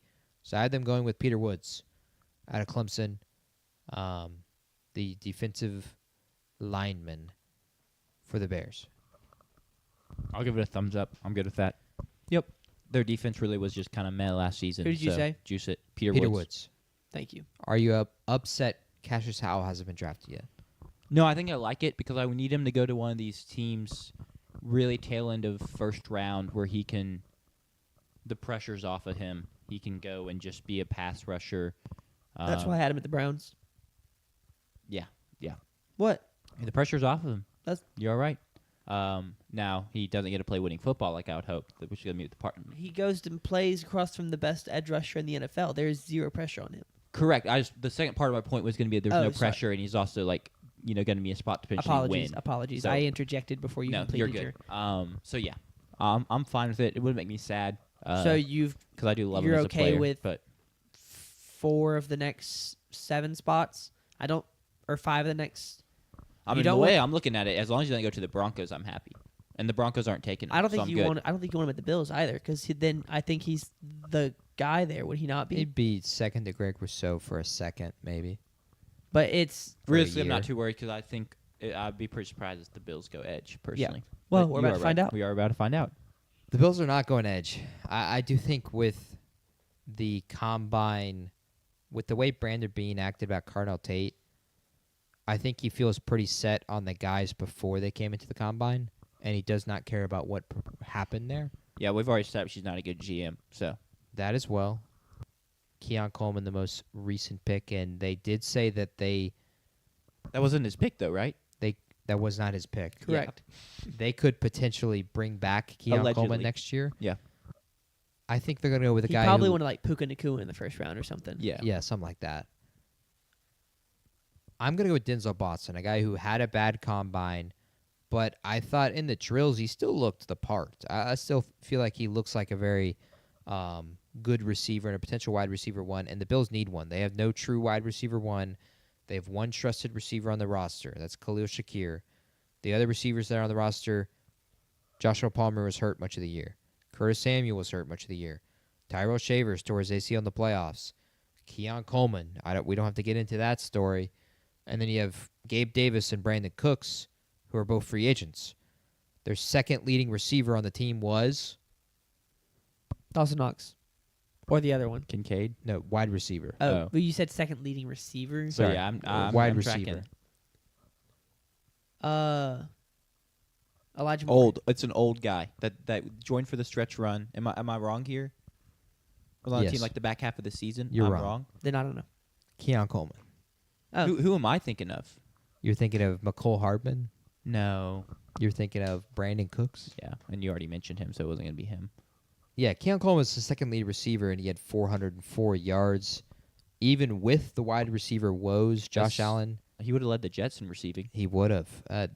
Sheesh. they should trade him to the Jets. Goodness gracious. Even with the wide receiver woes, Josh was fifth in the NFL in yards per attempt, which is astounding. Didn't have a great year in other passing stats, but there was one, and that is that. I think Denzel Boston's a great fit. I like him as an X receiver potentially for the Buffalo Bills, That's As good. They a- need one of those. as a vertical threat for the Buffalo Bills, as a jump ball threat. I thought his size at 6'4", he's one of the bigger receivers in the entire draft. It's his biggest selling point. I think there's like some people that are just gonna be like, oh, you can find a receiver in the second round. You'll find a receiver in the second round. But if you pull up the receivers, like as you continue going down the list, you're like, oh well, I mean, this guy's not gonna fall to the end of the second round. Correct. This guy's not gonna fall to the end of the second round. Oh, Omar Cooper is a first round pick. Oh, Zachariah Branch is a first round pick. Chris Bell is a first round pick. Jeremy Bernard, Sanders loves him out of Alabama. It's a joke, of course. But Elijah Surratt, Malachi Fields had an excellent Senior Bowl. I don't know if it's a guarantee all of these guys are going to be here. Now, will every single one of them be picked in the second round? No. But will one of the Bills guys be picked in the second round? Sure. Absolutely. Multiple of them. I think it's a thing too of like, sure you can wait, and they may wait, but getting a just like solid wide receiver doesn't really help this team. They need someone to go make plays, like Yeah. Denzel Boston theoretically could do all the stuff Keon Coleman hasn't been able to do. Catch jump balls in the end zone from Josh Allen, play the X. You could find that guy in the second round, sure, but you're taking much more of a risk. You're maybe going, oh, okay, well, it's Malachi Fields who didn't run fast at the combine, who doesn't necessarily have fantastic college production, or Skylar Bell who played at UConn. So, like, yeah, he tested great, he has good film, but, like, level of competition isn't there. And then there's someone that ends up with 400 receiving yards like Keon Coleman, maybe 500. Yeah. I don't know if like that moves the needle. It's not what they need. It's not what they were hoping for from their wide receiver. So why wait? Feels like you're in the one kind of last prime window of Josh Allen's career, and maybe there's one more next year where you could get a receiver, but Sure. a guy who could be a top 15 talent has fallen to you at 26, and he's a receiver. Give Josh Allen a weapon and a chance. Would it be crazy? And I was pulling it up now because you were talking about their wide receivers. You had Cooks is a free agent, correct? Cooks and Gabe Davis are both free agents. I mean, you said they need a superstar. Do they need both? I mean, is there a chance we see the Bills get receiver first and second round? Like, say they get Denzel Boston here, and then Malachi Fields is sitting there at 58. It'd be 54. 58. There's a chance, but I just feel like they do have some defensive holes and weaknesses that if you are trying to maximize this last window, you probably should try and patch some of those up too. Yeah, it would just be cool though to see the Bills do it in a way we have not seen them do it. I mean, I guess you could argue when they got Stephon Diggs, it was this like high-powered offense, give Josh Allen like tons of weapons, not even tons, but an elite weapon. This would just be different than they've done it in a long time, at least. When they had Stephon Diggs, would be very different. Sure. I'm pretty sure it's actually 60 because they're like tied with a few teams, and if you don't know in the NFL draft, if you're tied with a team, whoever wins the tiebreaker gets it in the first round, and then in the second round, Flips. everyone moves up a spot. If Oh, it's multiple I did teams, not know that. And the That's team cool. at the bottom moves down. So like the Raiders aren't picking at 33; they're picking at 36 because they're in a 4-way tie at 4 and 13, or 3 and 14. Yeah. Yeah. So the Bills are actually picking at 60 and not 58, not 32 picks later. The more you know. JP, shout out your fiance. She's apparently in the live stream because I was just texting and freaking Vandy, and she said thank you for this data whilst filming a live mock draft. So Oh, yeah, no problem. Is she happy about the Eagles pick then, if he's in here? that's a great question. If you missed it, Abby, it was Kenyon Sadiq. Drop your thoughts. Please drop your thoughts. We move to the San Francisco 49ers. And the San Francisco 49ers, I think, have a need at edge rusher. And here he goes, Cassius Howell. He is a San Francisco 49er last year. The 49ers, it may shock you to hear. How long before his career-ending injury? She's on my account, too. That's trippy. That's funny. Hopefully Cassius Howell doesn't get hurt. That would be terrible. Yeah. We're not wishing that on him whatsoever. But he's going to. He's got to work next to the power plant now. The substation, yeah.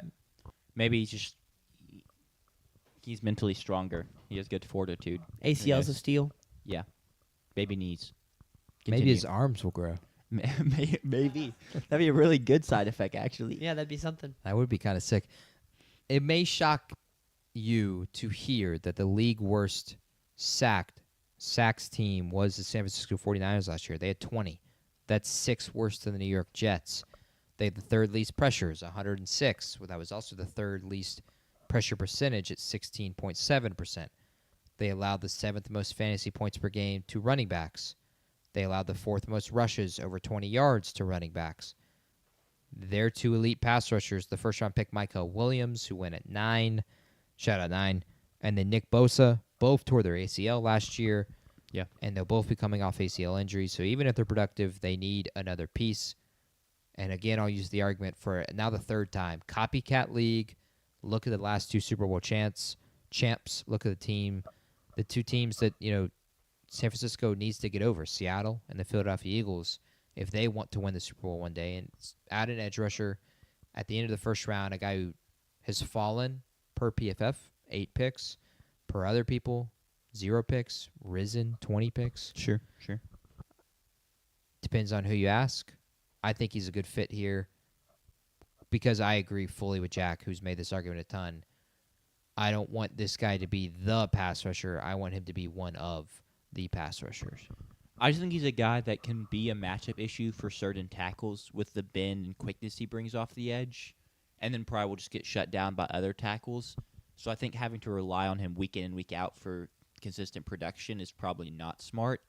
But then it'll be the guy where it's like, oh, wow, this random Week 14 game against, I don't know, let's just say the Cardinals. He had 2 sacks and, just completely demolished them. So, yeah, I'm all for it. I would love him in San Francisco. Yeah, the word that comes to mind with Cassius Howell, and I'll bring it up every time we bring him up going forward, is playmaker. I think of the 3 sacks in a row against, was it UTSA? It was Utah State. Utah State. Utah State, that's right. Go Aggies. Aggies versus Aggies. Then I think of the big sack he had early in the first half against LSU. First drive. I think of the interception against South Carolina when they're trying to turn that thing around. Cassius Howell was a playmaker last year. At point blank. I don't care how he looks, which he looks like a T-Rex, and I will say that every time we bring him up. But he's a playmaker, Yeah. and you can't teach playmakers. Cassius Howell is one of those. I think he's a good fit for the Niners. I love it.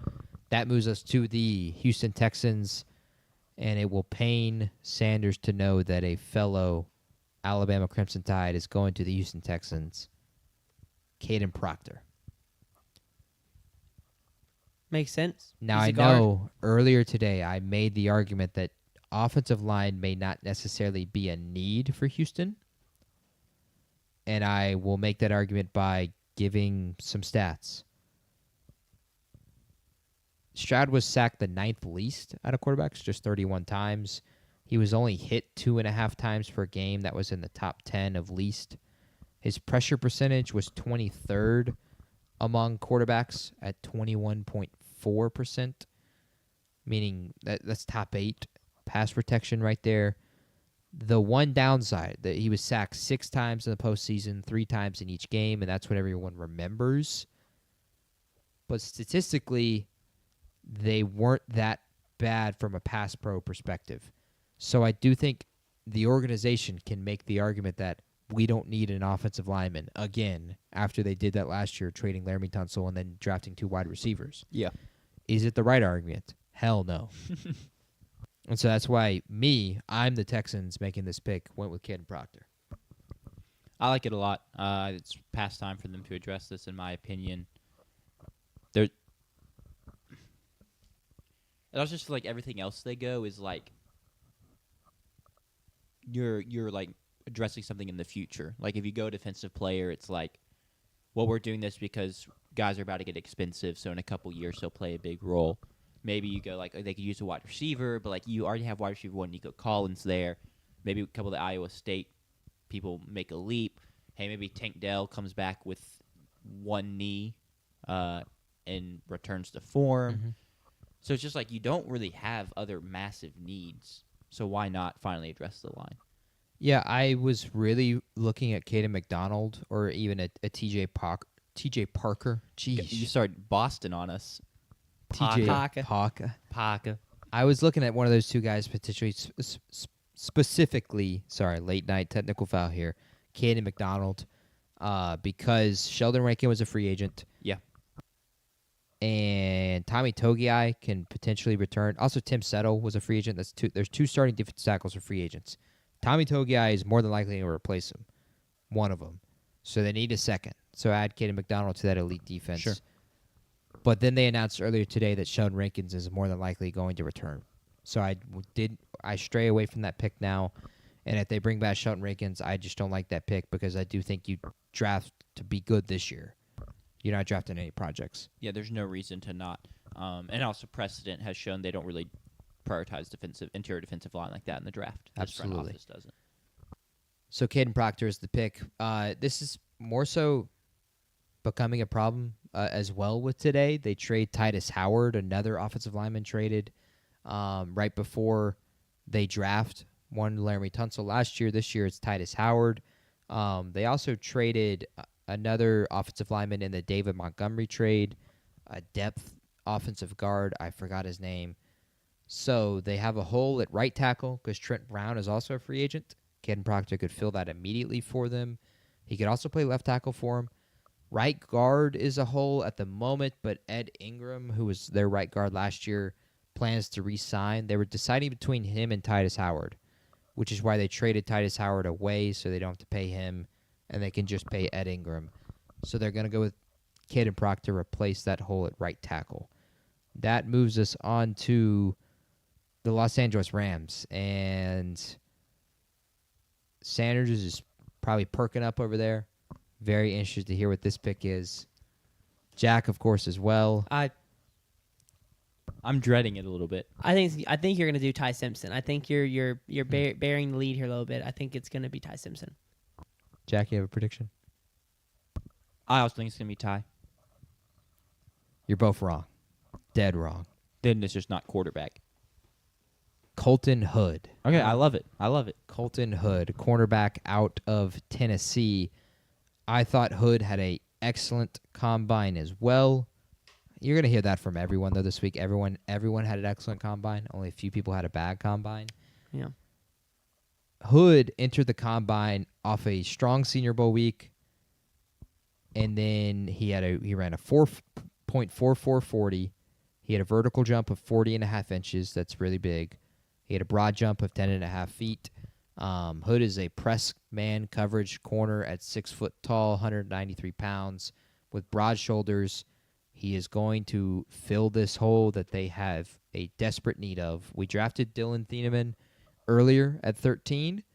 They need someone to play alongside their cornerstone corner in Emmanuel Forbes, joking, of course.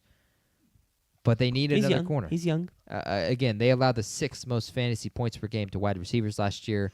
They allowed the most yards through the air at 27.33. Emmanuel Forbes allowed 6 touchdowns, and in the biggest game of the year, JSN went for 10 catches, 153 yards, and a touchdown in the NFC Championship, including a one-handed catch where he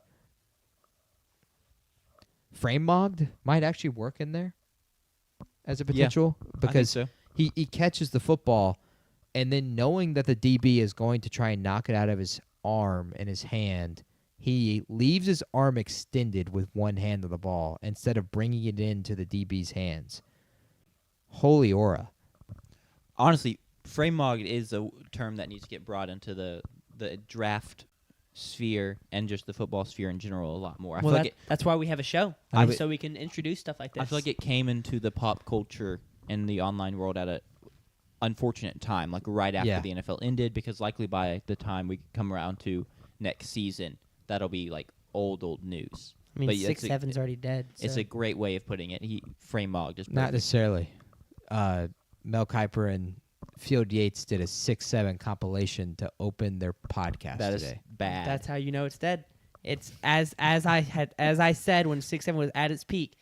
The way to kill it is for old people like me. I'm 23, and even older people like them who are, I don't know how old, but older than me, to do it, and then people would think it was lame.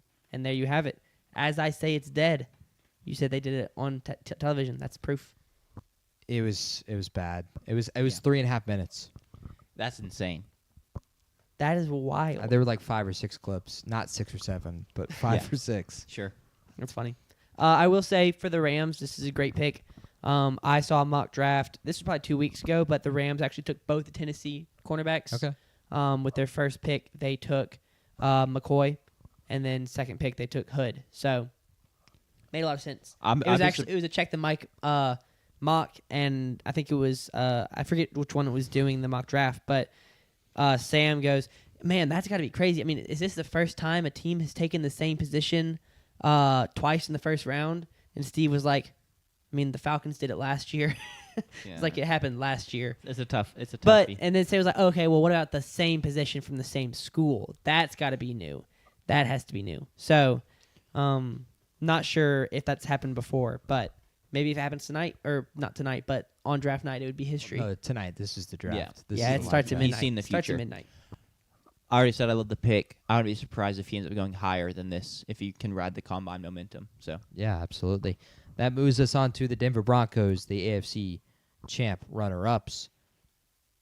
They have a need that is actually kind of on offense, and I think that would maybe surprise people a little bit. Everyone knows their defense was good last year, but I still think people believe their offense was pretty darn solid. It wasn't top 10. It was 12th in the league. It was kind of what held them back, especially in the final game of the year when Jarrett Stidham and that offense only scored 7 points. Whether you want to say it was a snowstorm or not, I would argue the snowstorm didn't start till 2 minutes left in the third quarter is when it really affected the game. So 2.5 quarters, you couldn't really score anything besides one deep passage from Jarrett Stidham that was a touchdown. 12th ranked offense, like I said. So they have some needs. I do think they have a need at running back. J.K. Dobbins, when he got hurt in Week 10, they had 5 games with less than 90 rushing yards as a team, including both playoff games.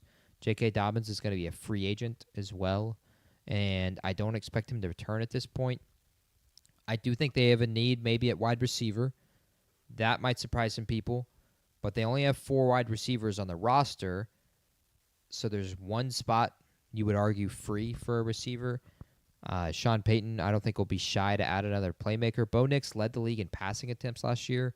He also had the second highest drop percentage of 7.4%. The Broncos dropped 43 passes from Bo Nix last year, and he had the 7th least yards per completion, meaning they did not have the big play threat that they kind of expected. Sure. Marvin Mims wasn't healthy a ton throughout the year.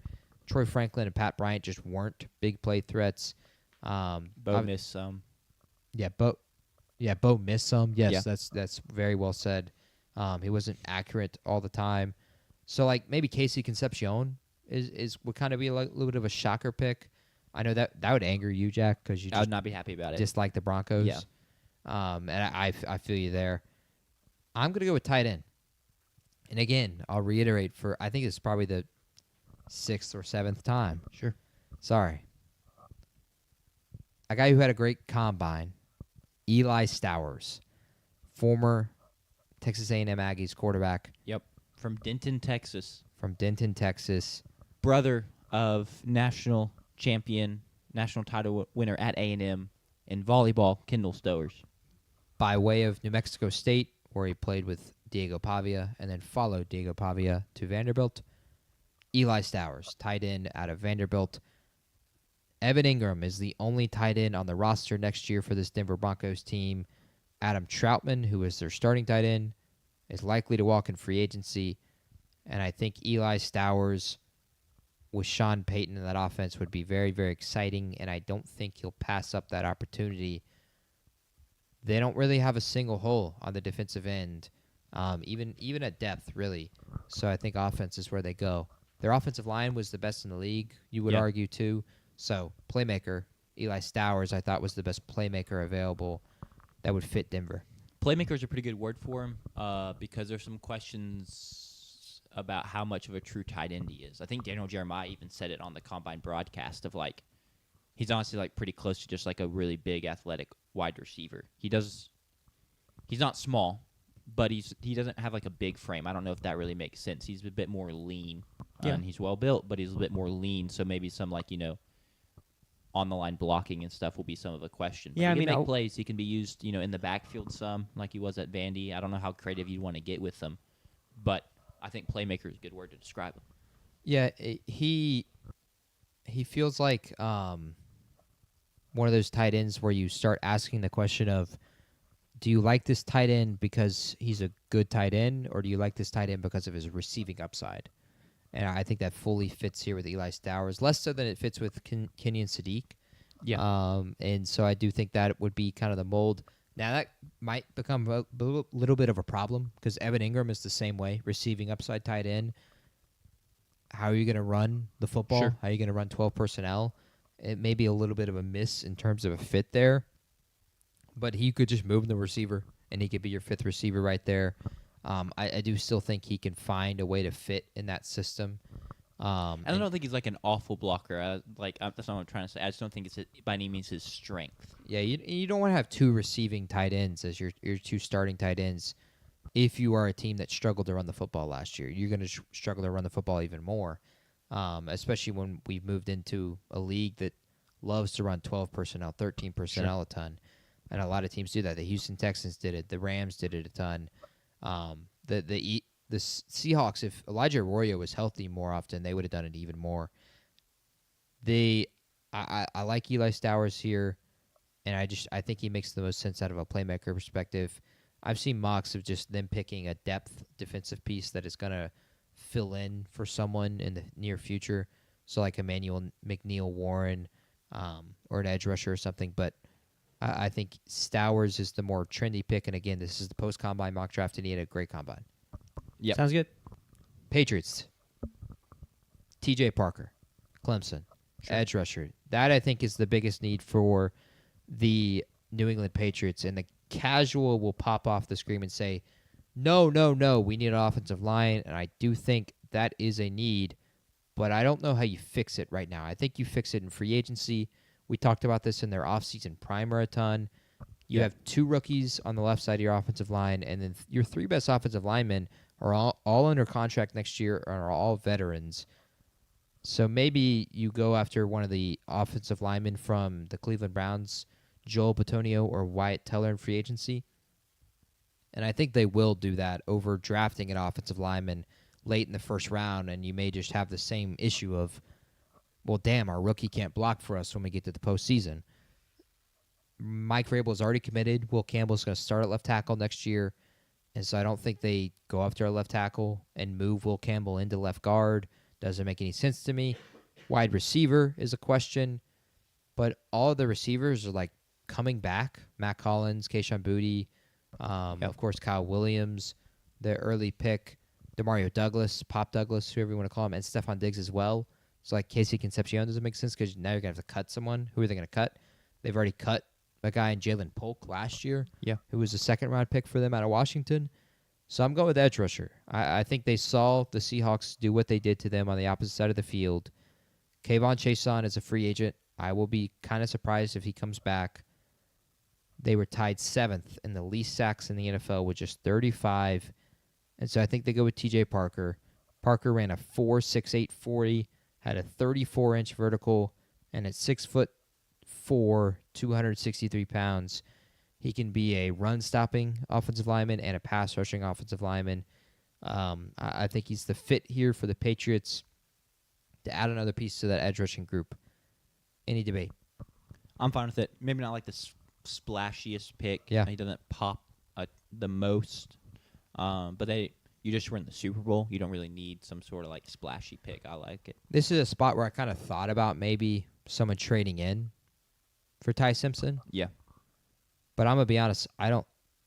This is me making these picks, and we talked about this last Monday. I don't feel like Ty Simpson is a round 1 quarterback. Sure. He'll just get drafted in the round 1. And since it's me making the picks, I just didn't like it. Yeah. So I didn't do it. With that being said, the Rams trade into 32 and select Taylor Green. Joking, of course. That'd be wild. That would be wild. There is no trade with 32. The Seahawks will take a player, and I think they'll take a defensive back, a guy who has fallen, some will argue, in this mock draft, and Emmanuel McNeil Warren out of Toledo. He is a safety. He is a rangy safety. He's a big safety at 6'4". They will lose Kobe Bryant, their free safety, to free agency. They already have Nick Emanwari. I think they add another athletic freak to that defense. He won't be able to do the things that Emanwari does. He'll be more of a true safety for them, and I think he'll be a fine fit there. They have a need more so at defensive back. Tariq Woolen and Josh Jobe are both going to be free agents, but I do think you can do some shuffling around, and Mike McDonald's a good enough defensive mind that we are getting into a spot where football is feeling more and more positionless, just like the NBA has kind of transitioned to that. In the past few years, it feels like just go get guys and then just put them in the spots that used to be called those positions. Go get a guy who really is supposed to be a free safety, but play him in nickel corner because he's an athletic freak. McNeil Warren, I wouldn't shift him down the corner, but you could shift someone else out the corner, or you could find someone who could play that corner spot alongside Devon Witherspoon. You could also hide that pretty well with safety help if you have a bad corner, and they'd have really good safeties in McNeil Warren and Emanwari at that point. They allowed the second most yards after catch last year, 2,313 yards. They had the 9th most missed tackles, which is kind of shocking for this team, at 110. Both of those stats are really shocking for a team. Then at postseason, you talked about them as, well, you go out there and throw the ball on the wing, we're going to slam you immediately. Yeah. Well, in the regular season, they weren't great at it. They were really good at it in the postseason. They shut the teams down. Very similar to the Eagles in their little 3-game run the year prior. Just an elite defensive performance for 3 weeks in a row. Seattle had that as well. I think they had another defender here. Now, look, running back is going to be a need. Kenneth Walker, they are not going to franchise tag him. Yeah. And it looks like he's going to walk. And so maybe you could go after a guy like Jadarian Price here. But I do think they can find a different running back either in free agency or later in the draft that is just as good as Jadarian Price, and they could find it at 64. Yeah. They could find it at 96. I'm fine with the pick there in Emmanuel McNeil Ward.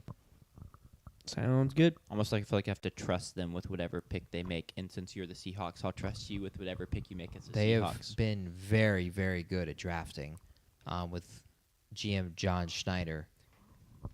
Did you make the comparison to, I believe, Nick and Imawari was a Toledo guy? No, I was- South No, Carolina. not a Toledo guy. You're thinking about I did this last time too. Quinyon Mitchell. Thank you. I did it last time. I don't know why. I have done that twice with the same guy. It happens.